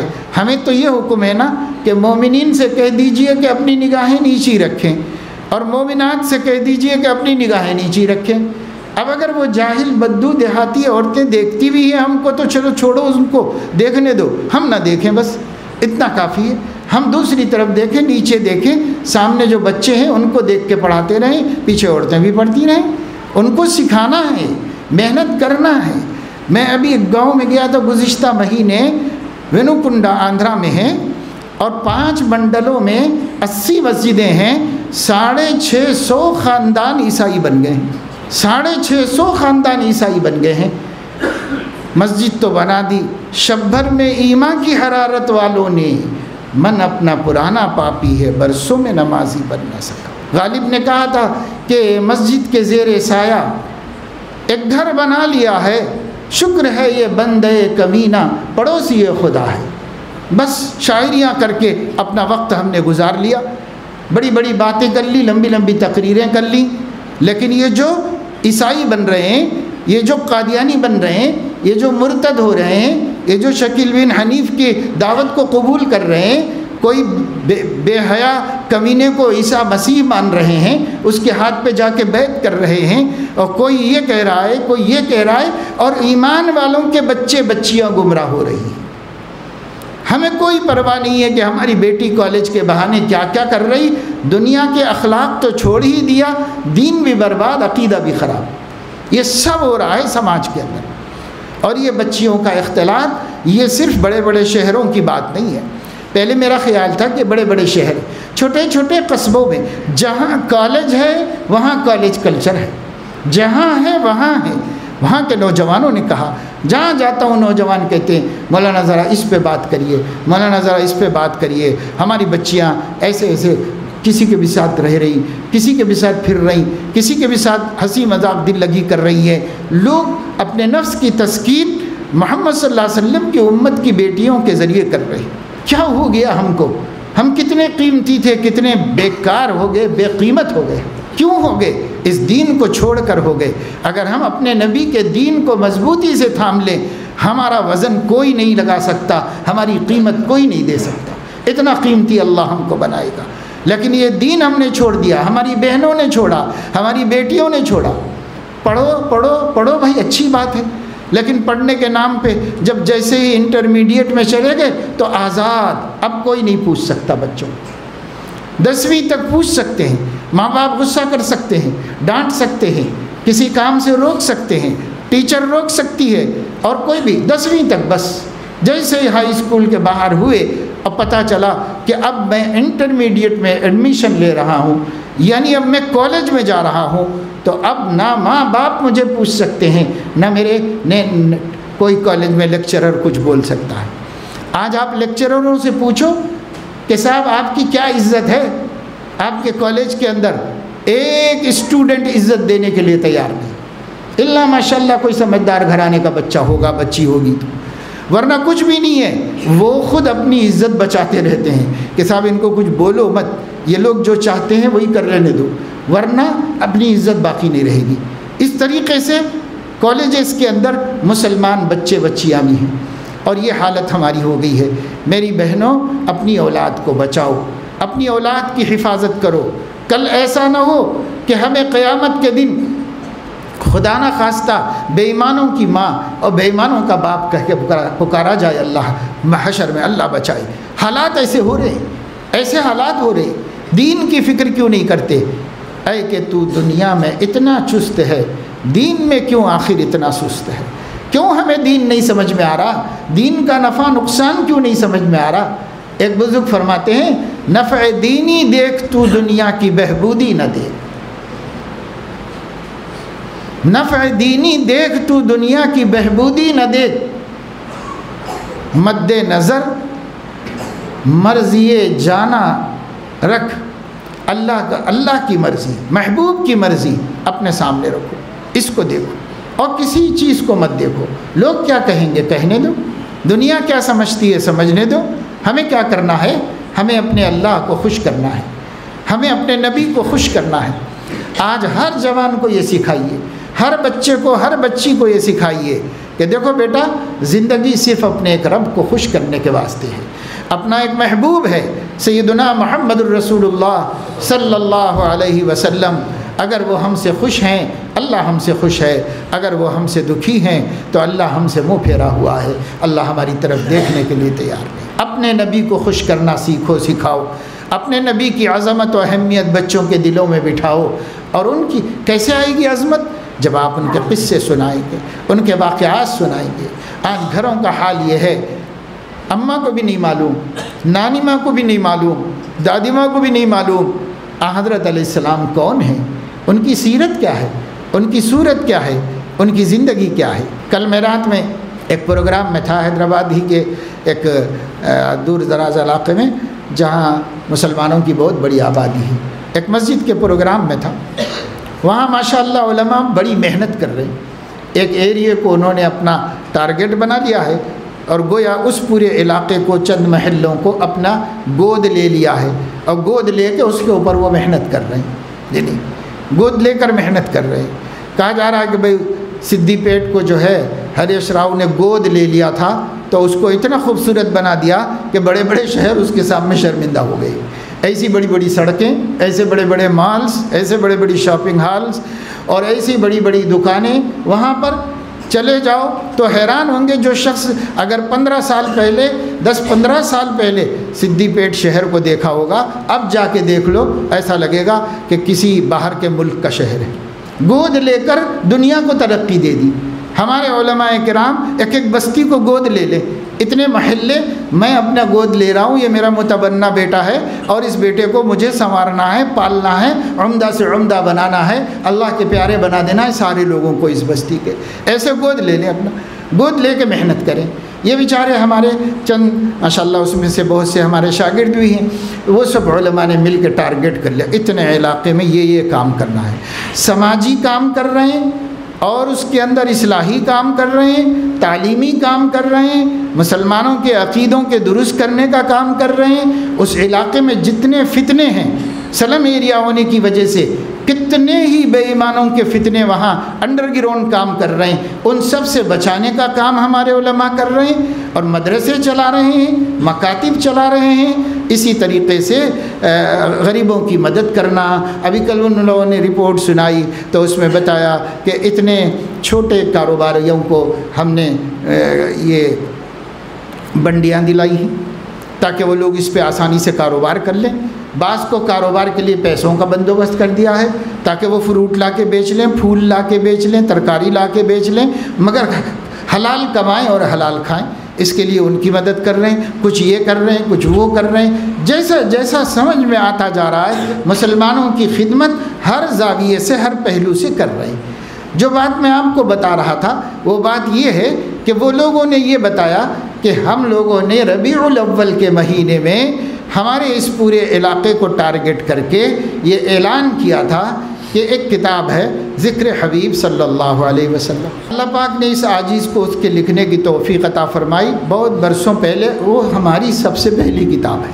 جب اللہ نے قلم ہاتھ میں لینا اور لکھنا سکھایا، اس وقت لکھی ہوئی پہلی کتاب دل میں ایک جذبہ آیا کہ اگر اللہ لکھنے کی صلاحیت دیا ہے تو پہلا کام اپنے نبی کی سیرت کا کرنا۔ سیرت کی کتابیں ایک دو ہیں، ہزاروں لاکھوں کتابیں، ضرورت کچھ بھی نہیں ہے، سعادت کی وجہ سے لوگ لکھ رہے ہیں، ورنہ لائبریریاں بھری ہوئی ہیں حضور علیہ السلام کی سیرت کی کتابوں سے۔ جو بھی لکھتا ہے اپنی سعادت سمجھ کے لکھتا ہے۔ تو ہم نے ایک چھوٹی سی مختصر لکھی، ایسی مختصر کہ پڑھنا چاہیں تو آپ ایک مجلس میں بھی پڑھ لیں، اور تھوڑی تھوڑی کر کے پڑھیں تو ہفتہ 10 دن میں مکمل کر لیں آپ، اور اس کے بعد اس کے ذریعے سے چسکا لگ جائے آپ صلی اللہ علیہ وسلم کی سیرت کی بڑی بڑی کتابیں پڑھنے کا شوق پیدا ہو جائے۔ بس یہ شوق پیدا ہونے کے لیے اسٹارٹر ہوتا ہے نا، جو لوگ ہوائی جہاز کا سفر کیے ہیں انہوں نے دیکھا ہوگا کہ ہوائی جہاز جب گراؤنڈ پہ ہوتا ہے اور سب اس کے اندر بیٹھ جاتے ہیں اور بورڈنگ کمپلیٹ ہو جاتی ہے، ڈور بند ہو جاتا ہے، تو وہ جہاز کو رن وے پہ جانا ہوتا ہے، تو رن وے پر وہ اپنی موٹر سے نہیں جاتا، رن وے پر اس کو ایک چھوٹی سی اتنی ڈنڈی ہوتی ہے، ایک ڈنڈی وہ لا کے لگایا جاتا ہے نیچے پہیے کو، وہ کھینچ کے لے جا کر کے چھوڑتی ہے اس کو رن وے کے اوپر، پھر اس کے بعد اس کو نکال لیا جاتا ہے، اب وہاں سے وہ خود دوڑتا ہے، اس کے اوپر خود چلتا ہے۔ تو جیسے ایک چھوٹی سی ٹرالی اتنے بڑے جہاز کو کھینچ کر گراؤنڈ سے رن وے پر لے کے آتی ہے، پھر وہ رن وے پہ دوڑ کر کے فضاؤں میں اڑ جاتا ہے اور ہواؤں کے اندر سفر شروع کر دیتا ہے، اسی طریقے سے ہم نے سوچا ایک چھوٹی سی کتاب لکھی جائے۔ یہ چھوٹی سی کتاب یہ گراؤنڈ پہ کھڑے ہوئے بالکل مست مدعو انسان کو وہاں سے ہٹائے اور اپنے نبی کی عقیدت و عظمت کے رن وے پر لائے، پھر یہاں سے یہ اپنے اندر کی طاقت سے اور اندر کے پاور سے اپنے نبی کی طرف اڑنا شروع کرے اور ہواؤں میں فضاؤں میں بلند ہو کر ہزاروں میٹر اوپر جا کر اپنے نبی سے مل لے، ان کی روح سے مل لے۔ یہ مقصد ہوتا ہے اس کے لیے۔ تو ان لوگوں نے کیا کیا کہ اس کتاب کو اس کے کچھ سوالات کر دیے اور ان سوالات میں پوری کتاب جمع کر دی، اور اس پوری کتاب کو 35 سوالات بنا کر اعلان کیا کہ جو کوئی بھی ان سوالوں کو یاد کر لے، جوابوں کو یاد کر لے، اب پھر اس کے بعد وہ اس کا امتحان لکھے، باقاعدہ طور پر لکھے تو اس کو انعام ملے گا۔ تو کل 92 افراد کو اس کا انعام کے حقدار کہلایا گیا۔ اس میں بڑے بڑے مرد بھی تھے، بوڑھی بوڑھی عورتیں بھی تھیں اس کے اندر جن کو انعام ملا، بوڑھی عورتیں اچھی خاصی عمر کی اور پڑھی لکھی، ایک نام پکارا گیا تو ڈاکٹر ہے، لیڈی ڈاکٹر، اور اس نے بھی پوری کی پوری کتاب زبانی آ کے سینٹر پہ لکھ کے دے دی پوری کتاب۔ نبی پاک صلی اللہ علیہ وسلم کے بارے میں جو سوال پوچھا گیا لکھ کے دے دیا، جو سوال اس طریقے سے۔ کچھ علماء کی بیٹیاں تھیں، کچھ تعلیم یافتہ لوگوں کی، کچھ عام لوگوں کی، کوئی نہیں، بعض عوام محنت کرنے والے وہ حضرات بھی، انہوں نے بھی لکھا، بچوں نے بھی حصہ لیا، سب نے لیا۔ تو میں آپ کو بتا رہا ہوں کہ بعض عورتیں، رزلٹ کا اعلان ہوا کہ بعض عورتیں ایسی 6 عورتیں نام سنایا گیا جنہوں نے 100 میں 100 نمبر حاصل۔ اللہ کے نبی کی سیرت ولادت سے لے کے وفات تک مکمل سیرت، 100 میں 100 نمبر۔ سماج میں کتنے اچھے اچھے پیارے لوگ موجود ہیں، لیکن ان پہ کوئی محنت کرنے والا نہیں، ان پہ کوئی محنت کرنے والا نہیں۔ میرے عزیزو دوستو، سماج پہ آپ محنت کیجئے۔ یہ بچے جتنے یہاں بیٹھے ہیں، ایک سے ایک پیارے بچے ہیں، اگر ان کے دل پاکیزہ نہ ہوتے تو اتنی دیر سے خدا کے گھر میں کیوں بیٹھے ہوتے؟ ان کے دل پاکیزہ ہیں، ان کے قلوب روشن ہیں۔ اب تھوڑا آہستہ آہستہ اندھیرے ہو جائیں گے، ماحول کے شکار ہو جائیں گے۔ اس سے پہلے کہ ہمارے بچے، ہماری بچیاں ماحول کے اندھیرے میں چلے جائیں، آپ ایمان کی روشنی میں ان کو لے آئیے، آپ نبی کی خلق کریم کی روشنی میں لے آئیے، اپنے بچوں کو تباہ ہونے سے روک لیجئے۔ اللہ تعالیٰ مولانا سے نہیں پوچھے گا کہ میرا بچہ کیوں بگڑ گیا، اللہ تعالیٰ امام صاحب سے نہیں پوچھے گا کہ میرا بچہ کیوں بگڑ گیا، اللہ تعالیٰ موزن صاحب سے نہیں پوچھے گا کہ میرا بچہ کیوں بگڑ گیا، اللہ تعالیٰ تبلیغی جماعت سے نہیں پوچھے گا کہ میرا بچہ کیوں بگڑ گیا۔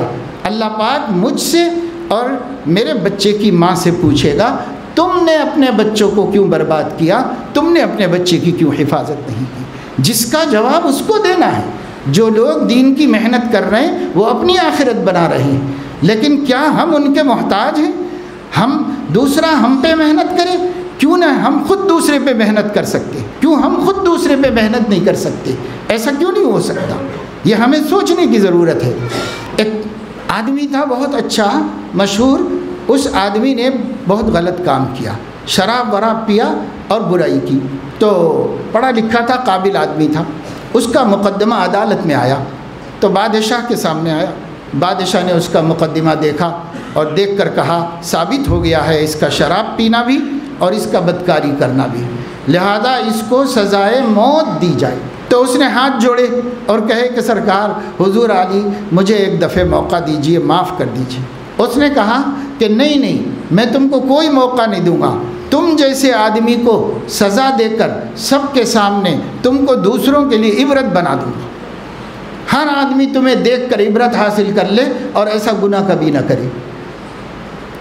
تو وہ پڑھا لکھا آدمی تھا، اس نے بادشاہ سے کہا کہ بادشاہ ایسا کیا ضروری ہے کہ مجھے سزا دے کر دوسروں کی عبرت کا انتظام کیجئے؟ ایسا بھی تو ہو سکتا ہے کہ کسی اور کو سزا دے کر مجھے عبرت کا انتظام کر دیجئے، ایسا بھی تو ہو سکتا ہے۔ تو اس کو ہنسی آ گئی تو اس نے کہا کہ ٹھیک ہے، اس کی توبہ اور وعدے کو قبول کرو گے، آئندہ یہ نہیں ایسا کام کرے گا، تو چھوڑ دیا، اسے بخش دیا۔ تو بھائی ہم یہ کیوں انتظار میں ہیں کہ کوئی جماعت والے، کوئی مولانا صاحب، کوئی پیر مرشید، کوئی اللہ والے، کوئی نیک آدمی ہمارے بچوں کی اصلاح کرے؟ ایسا کیوں نہیں ہو سکتا کہ میں خود اپنے بچوں کی بھی اصلاح کروں اور پڑوس کے بچوں کے لیے بھی محنت کروں؟ ہم کیوں نہیں کر سکتے دوسروں پر محنت؟ دوسرا آ کے کیوں ہمارے اوپر کرے؟ یہ تو ذلت کی بات ہے کہ میرے بچے کو دوسرا سدھارے اور نیک بنائے، یہ ذلت کی بات ہے۔ میرے بچے کے لیے تو میں موجود ہوں، میں کیوں نہیں بنا سکتا اس کو نیک؟ اس لیے اپنے ماحول کو بدلو۔ میری بہنیں غور کریں، سوچیں کیوں یہ بچیاں برباد ہو رہی ہیں؟ کیوں نہیں آپ ان کے لیے ایک ایسا رحمت کا سایہ بنتے ہیں؟ آپ کیوں نہیں ان کے لیے ایک ایسی اسلام کی ٹھنڈی چھاؤں بنتے ہیں کہ آپ کی بچیاں اللہ سے ڈرنے والی ہوں، آپ کی بچیاں وقت پہ نماز پڑھنے والی ہوں، آپ کی بچیاں قرآن کی تلاوت کرنے والی ہوں، آپ کی بچیاں ذکر کی کثرت اور درود کی کثرت کرنے والیاں ہوں، آپ کی بچیاں محلے کی بچیوں کو قرآن پڑھا سکیں؟ آپ کیوں نہیں اپنی اولاد پہ محنت کرتے؟ کیوں نہیں اپنے ماحول و معاشرے کو درست کرتے؟ میرے دوستوں اور بزرگوں، دوسروں کا انتظار مت کرو، ہر آدمی مسئول ہے، کلکم راع وکلکم مسئول عن رعیتہ، تم میں سے ہر ایک ذمہ دار ہے اپنے چھوٹوں کا، اور ہر ایک سے اللہ قیامت میں پوچھنے والا ہے کہ تم نے تمہارے ماتحتوں کو نیک بنایا یا برا بنایا؟ جواب دینا پڑے گا۔ کتنا ہی نمازی پابند باپ ہو، اگر اس کا بچہ بگڑا ہے تو اللہ کو جواب دینا پڑے گا۔ آپ نہیں بول سکتے میں کیا کروں، میں تھوڑی بگاڑا ہوں۔ آپ نے نہ بگڑنے کے اسباب کیوں نہیں بنائے؟ آپ نے اس کا ماحول اچھا کیوں نہیں بنایا؟ آپ نے اسے نیک دوست کیوں نہیں فراہم کیے؟ آپ نے اس کو اچھی صحبتیں کیوں نہیں فراہم کی؟ اللہ تعالیٰ پوچھے گا، جیسے لوگ نیک بنتے ہیں تم کیوں نہیں بناتے اپنے بچوں کو؟ اس لیے میرے دوستوں بزرگوں، ہم یہ مذاکرہ جو بھی ہو رہا ہے، یاد رکھیے جگہ بدل کے اس لیے ہو رہا ہے کہ کچھ مقامی لوگ بھی شریک رہیں، ورنہ اس مجمع میں ایسے چہرے میں دیکھ رہا ہوں جو ہر جگہ مجھے نظر آتے ہیں۔ وہ ان کی اپنی فکروں کی بات ہے، وہ ان کے اپنے شوق دین کی بات ہے۔ ماشاءاللہ سے بعض ایسے علماء ہیں کہ خود ان کی بات ہونی چاہیے، ایسے علماء بھی اس کے اندر موجود ہیں، لیکن اپنا اپنا ذوق ہے، اپنے دل کا شوق ہے، اس کے لیے لوگ علماء بھی یہاں پر بیٹھے ہوئے ہیں، اور ایسے چہرے بھی ہیں جو ہر محفل میں دیکھ رہا ہوں، اور پھر اس بستی کے نئے لوگ بھی ہیں جو یہیں سے شریک ہوئے ہیں۔ تو یہ جگہ بدلنے کی وجہ بس یہ ہے کہ پرانے لوگ تو اپنی فکر سے کہیں بھی آ جائیں گے، لیکن اس محلے کے بھی کچھ لوگوں کو اللہ بات سمجھا دے، اور ان میں بھی کچھ فکر کرنے والے کھڑے ہو جائیں، اور انہیں بھی کچھ اپنے دین کا احساس پیدا ہو جائے۔ اس کے لیے یہ کوشش ہو رہی ہے۔ میں نے یہاں آنا چاہا تو ایک دوپہر میں ایک پروگرام تھا، اس پروگرام سے وہاں بھی ماشاءاللہ تعلیم و تربیت کے نام سے، بچوں کی دینی تعلیم و تربیت کے نام سے پروگرام تھا، ایک بہت بڑی مسجد میں تھا حیدرآباد کے باہر کنارے پر، اور ماشاءاللہ بہت مسلمان تھے وہاں پر، ساری مسجد بھری ہوئی تھی، اور بچے ہی زیادہ، نوجوان اور چھوٹے بچے سب اس کے اندر کثرت سے تھے، اور فرسٹ فلور پہ سب عورتیں بھری ہوئی تھی پوری اس کے اندر۔ تو وہاں بھی میں نے 1 گھنٹہ بات کی اور ان کو اس کی جانب توجہ دلائی کہ تعلیم و تربیت کیسے ہوتی ہے۔ لیکن جب پھر وہاں سے ہم نکلے تو ہم نے محسوس کیا کہ ٹائم یہ بتا رہا ہے میپ ہم کو کہ ہم نماز میں نہیں پہنچ پائیں گے۔ ہر ممکن کوشش کی کہ تھوڑا بہت رفتار اپنی بڑھا کر کے نماز میں پہنچ جائیں، لیکن بہرحال یہاں جب آئے تو نماز میں ہم آ سکتے تھے۔ وہ میپ نے لا کر کے یہ جو گیٹ ہے اس طرف میں، اس گیٹ پہ لا کے کھڑا کر دیا گلیوں میں سے، تو اب گیٹ تو نظر آ رہا ہے، اندر جانے کا راستہ نہیں۔ بچے اتر کے دیکھ کے آئے کہ بھائی نالا والا ہے، نہیں جا سکتے ادھر سے، پھر گھوم کر کے ادھر والے راستے سے ہو کر کے اس طرف سے آنا پڑا۔ تو میں نے کہا کہ بھائی ذرا سا سمجھ سے کام لیتے تو شہر میں داخل ہو کے کہیں گاڑی چھوڑ دیتے تھے، آٹو میں بیٹھ کے آسانی سے اس کے اندر آ جاتے تھے، کام تو کرنا ہے نا۔ ہمارے نبی تو گدھے پر بیٹھ کے بھی تشریف لے گئے، ہم کیا گاڑیوں میں جانا ہی ضروری ہے؟ کسی میں بھی آئیں، گلیاں چھوٹی ہیں تو گاڑی رکھ دیں، وقت بچتا ہے، ہم فوراً پہنچ سکتے ہیں۔ موٹر سائیکل پہ بیٹھ کے تھوڑی دور تو جا سکتے ہیں، بوڑھا ہوں تکلیف تو ہوتی ہے، بیماریاں بھی ہیں، شوگر بھی ہے، لیکن موٹر سائیکل پہ تھوڑی دور جانے میں کیا ہے، تھوڑی دور تو آرام سے جا سکتے ہیں، کوئی تکلیف کی بات نہیں۔ میرے دوستوں، بس مجھے آپ کو یہ بتانا ہے کہ اتنا سب کچھ کر کے ہمارے دوستوں نے جو اس کا انتظام ہر مہینہ کر رہے ہیں، یہاں رکھنے کا بھی مقصد یہ ہے مسلمانوں کا اتنا بڑا علاقہ ہے، مسلمانوں پر کچھ اثر ہو اور مسلمانوں کی سوچ بدلے۔ اس وقت بے حسی طاری ہے، بالکل غافل ہیں ہم اپنی موت سے، ہمیں ایسا لگتا ہی نہیں ہے کہ ہم مرنے والے لوگ ہیں، ایسا لگتا ہے کہ کبھی نہیں مرنے والے ہم لوگ ہیں، ایسے لگ رہا ہے۔ اس بے فکری کو ختم کریں، مرد بھی ختم کریں، عورتیں بھی ختم کریں۔ جہاں بھی ہمارا پروگرام ہے وہاں ہماری مستورات زیادہ تعداد میں ہیں، لیکن میں مستورات سے عرض کروں گا کہ اگر آپ یہاں آتے ہیں اور آ کر کے خود بولتے رہتے ہیں تو آپ کو کچھ بھی نہیں ملے گا، آپ ایک پکنک میں آ کے چلے جائیں گے۔ اور اگر آپ یہاں آ کے بولتے نہیں ہیں، چپ رہتے ہیں اور غور سے بات سنتے ہیں تو آپ اپنے اندر ایک روشنی لے کر جائیں گے، آپ اپنے ذہن میں ایک زبردست فکر لے کے جائیں گے، اور یہ فکر آپ کے گھر کے سماج کو، ماحول کو بدل دے گا، اور اس میں اللہ اور اللہ کی باتیں آنا شروع ہو جائیں گی۔ دین سیکھنا سب کے لیے ضروری ہے، سب دین سیکھو، قرآن پڑھنا سیکھو، اور قرآن مجید کو سمجھنے کا بھی انتظام کرو، عورتیں بھی اس کا انتظام کریں، علماء کے ہاتھ جوڑیں، درخواست کریں اور ان سے کہیں کہ ہم محلے والے کہیں جمع ہو جاتے ہیں، آپ آ کر ہمیں بتائیے کہ اللہ نے یہ قرآن کاہے کے لیے نازل کیا ہے، ہمیں یہ بتائیے کہ ہمارا رب ہم سے کیا بولنا چاہتا ہے، آپ کچھ آیتوں کی تفسیر کیجئے، آپ کچھ سنائیے ہمارا رب ہم سے کیا چاہتا ہے۔ آپ ایک ایک عالم کی منت خوشامد کر کے مستورات کے لیے درس قرآن شروع کیجئے کہ مستورات کو بھی سینے میں دل ہے اور دل میں ایمان ہے، لیکن زندگی پوری اندھیری ہو گئی ہے اور ظلمتوں سے بھری ہوئی ہے گناہوں کی، ہر وقت غیبتیں، ہر وقت لڑائی جھگڑے، شوہر بیوی سے لڑ رہا ہے، بیوی شوہر سے لڑ رہے ہیں، زندگیاں جانوروں کی، گنواروں کی، جنگلیوں کی ہم نے بنا کے رکھی ہوئی ہے، ہم شرفا نہیں باقی رہ گئے۔ کتنے پیارے نبی اور کتنے عظیم نبی کی امت ہیں، کیا عزت رکھ رہے ہیں، کیا لاج رکھ رہے ہیں اپنی نبی کی۔ یہ ہمارے حالات ہیں، یہ کب دور ہوں گے؟ جب قرآن کی روشنی آئے گی۔ اتر کر حرا سے وہ سوئے قوم آیا اور ایک نسخہ کیمیا ساتھ لایا، صحابہ جن سے شیطان بھی شرماتا تھا ایسے ہو گئے قرآن کے نازل ہونے کے بعد کہ فرشتے بھی ان پر فخر کرنے لگے کہ کاش ہم صحابی ہوتے۔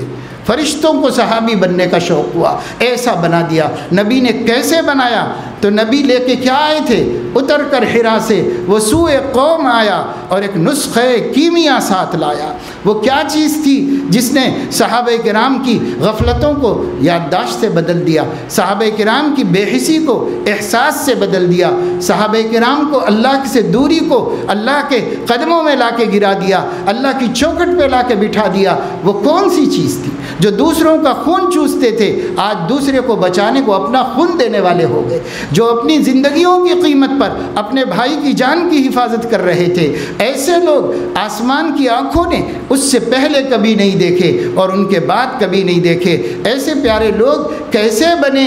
یاد رکھو، اللہ کے گھر میں بیٹھ کر حلف لے کر کہہ رہا ہوں، اس قرآن کی بدولت بنے جس قرآن کو ہم نے جزدانوں میں لپیٹ کے طاق نسیاں کے حوالے کر دیا ہے۔ اسی قرآن کے بدولت صحابہ بنے تھے۔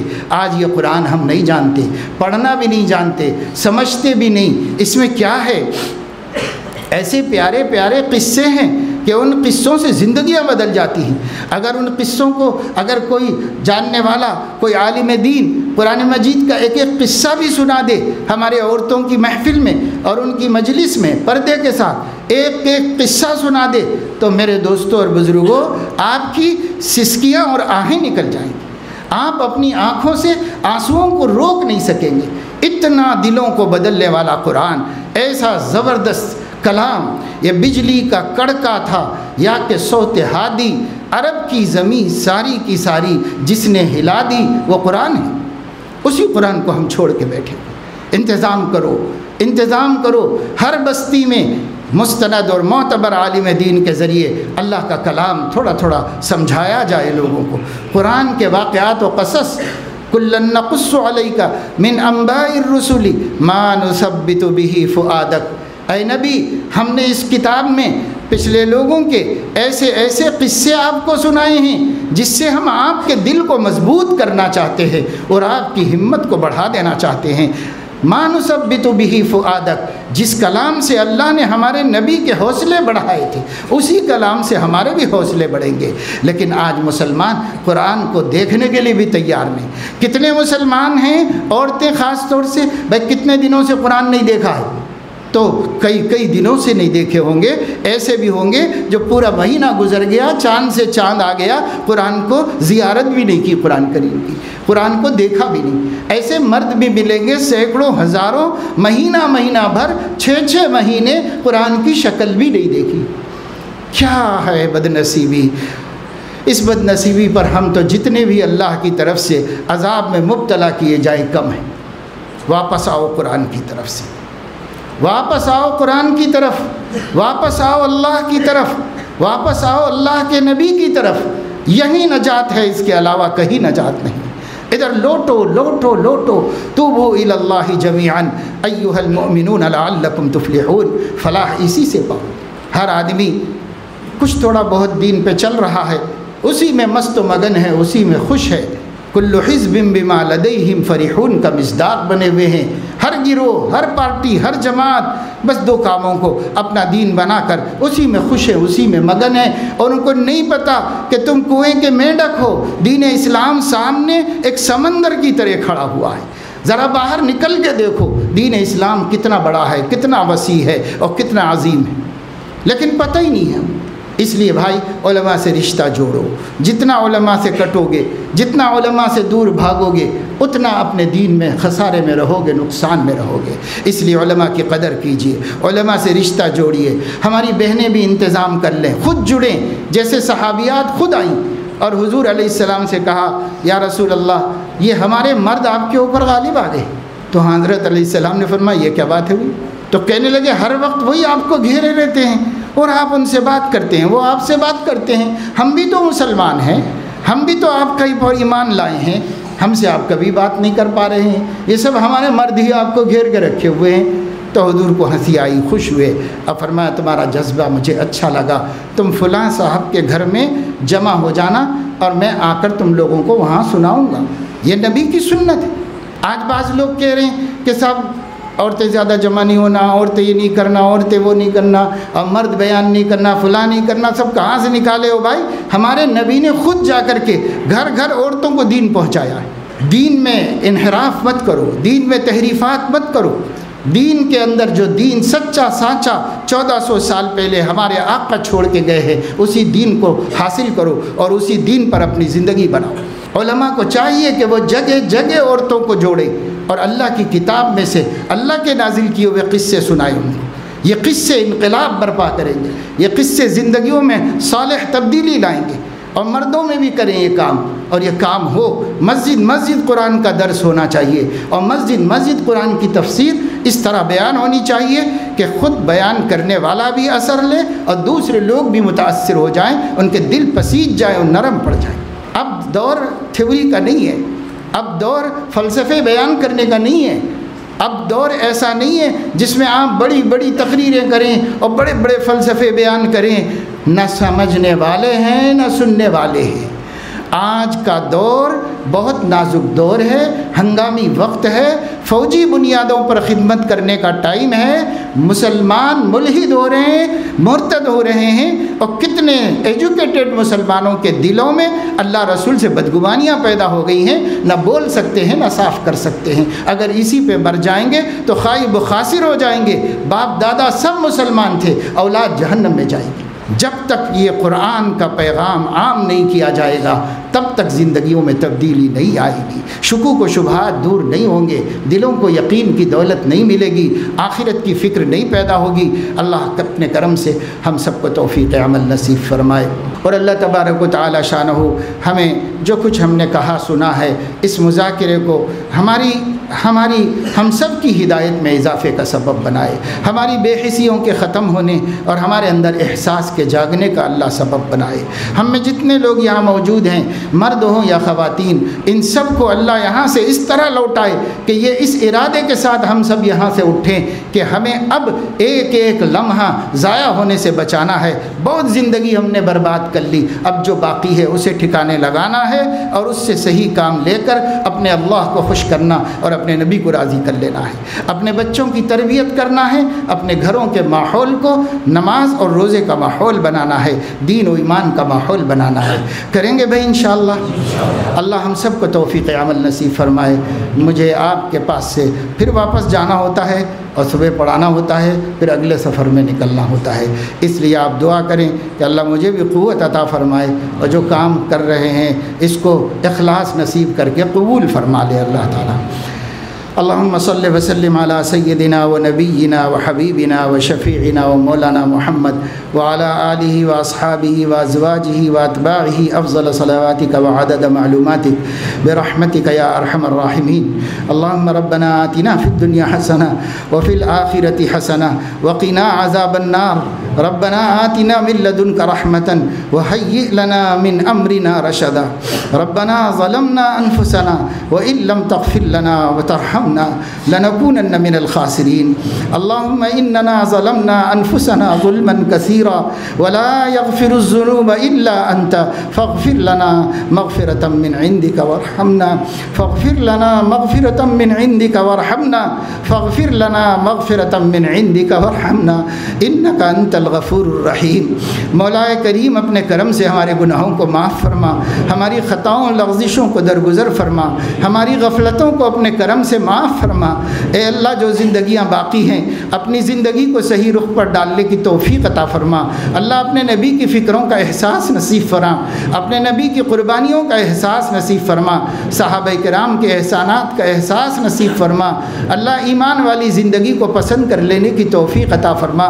اے اللہ تقوی کو پسند کرنے کی توفیق عطا فرما، ہر گناہ سے نفرت نصیب فرما، ہر نیکی کی شوق اور محبت نصیب فرما۔ اے مولا کریم ہماری آنکھوں کو غلط دیکھنے سے، ہمارے کانوں کو غلط سننے سے، ہماری زبانوں کو غلط بولنے سے، ہمارے ہاتھ پیر کو غلط کام کرنے سے محفوظ و مامون فرما۔ اے اللہ ہمارے دل دھیان کو اپنی محبت اور اپنی یاد نصیب فرما۔ اے اللہ 24 گھنٹے آپ کی یاد میں رہنے کی توفیق عطا فرما۔ اللہ آپ کو بھول کر جینے کی منحوس زندگی سے ہم سب کی حفاظت فرما۔ اے اللہ اپنے کرم سے اپنے حبیب کا سچا عشق اور سچی محبت نصیب فرما۔ اے اللہ عشق مصطفیٰ سے ہمارے رونگٹے کو منور فرما۔ اے اللہ ہمارے ایک ایک عمل کو، ایک ایک قول کو منور فرما۔ اے اللہ ہماری زندگیوں میں صالح تبدیلی پیدا فرما۔ اے اللہ یہ جو کوششیں ہو رہی ہیں ہمارے دوست احباب اس کے لیے جد و جہد کر رہے ہیں، اے اللہ ان سب کی ان کوششوں کو، سعیوں کو قبول فرما۔ اے اللہ اس سعی کو مشکور فرما۔ اے اللہ اس میں برکت نصیب فرما۔ اے مولا کریم کرم کا، رحم کا، عافیت کا، نصرت کا معاملہ فرما۔ اللہ پاک حاضرین کے جملہ مقاصد حسنہ کی تکمیل فرما۔ اللہ ہماری بہنیں یہاں موجود ہیں، بیٹیاں ہیں، ہمارے بچے ہیں، ہمارے بھائی بزرگ ہیں یہاں پر موجود، ہمارے علماء حفاظ ہیں، اے اللہ سب کے ہاتھ اٹھے ہوئے ہیں۔ اے اللہ رات کا ایک حصہ گزر چکا ہے، اے کریم آپ کے سامنے ہم بھیک کے ہاتھ پھیلائے ہوئے ہیں۔ اللہ پاک ہمارے بھیک کے پیالوں کو خالی نہ لوٹائیے۔ اے اللہ آپ کے حبیب نے خبر دی ہے آپ اٹھے ہوئے ہاتھوں کو خالی لوٹاتے ہوئے شرماتے ہیں۔ اے مولا کریم آج ہمیں ہدایت کی بھیک دے کے بھیجیے۔ اے اللہ ہم سب کو فکر آخرت کی بھیک دے کر بھیجیے۔ اے اللہ ہم سب کو عشق مصطفیٰ کی بھیک دے کر بھیجیے۔ اے مولا کریم آج ہمارا کام بنا دیجیے، آج ہماری بگڑی درست کر دیجیے، آج ہماری نیا پار لگا دیجیے۔ اے مولا گناہوں کے دلدل سے نکال دیجیے۔ اے اللہ نیکیوں کا سکون، پرسکون ماحول ہمیں نصیب فرما دیجیے۔ اے مولا کریم ہم نے جو مانگا ہے وہ عطا فرمائیے، جو نہیں مانگ سکے اپنے کرم سے وہ بھی نصیب فرما دیجیے۔ وصلی اللہ تعالی علی خیر خلقہ سیدنا و حبیبنا محمد وعلی آلہ و اہل بیتہ و صحبہ اجمعین۔ سبحان ربک رب العزۃ عما یصفون وسلام علی المرسلین والحمد للہ رب العالمین۔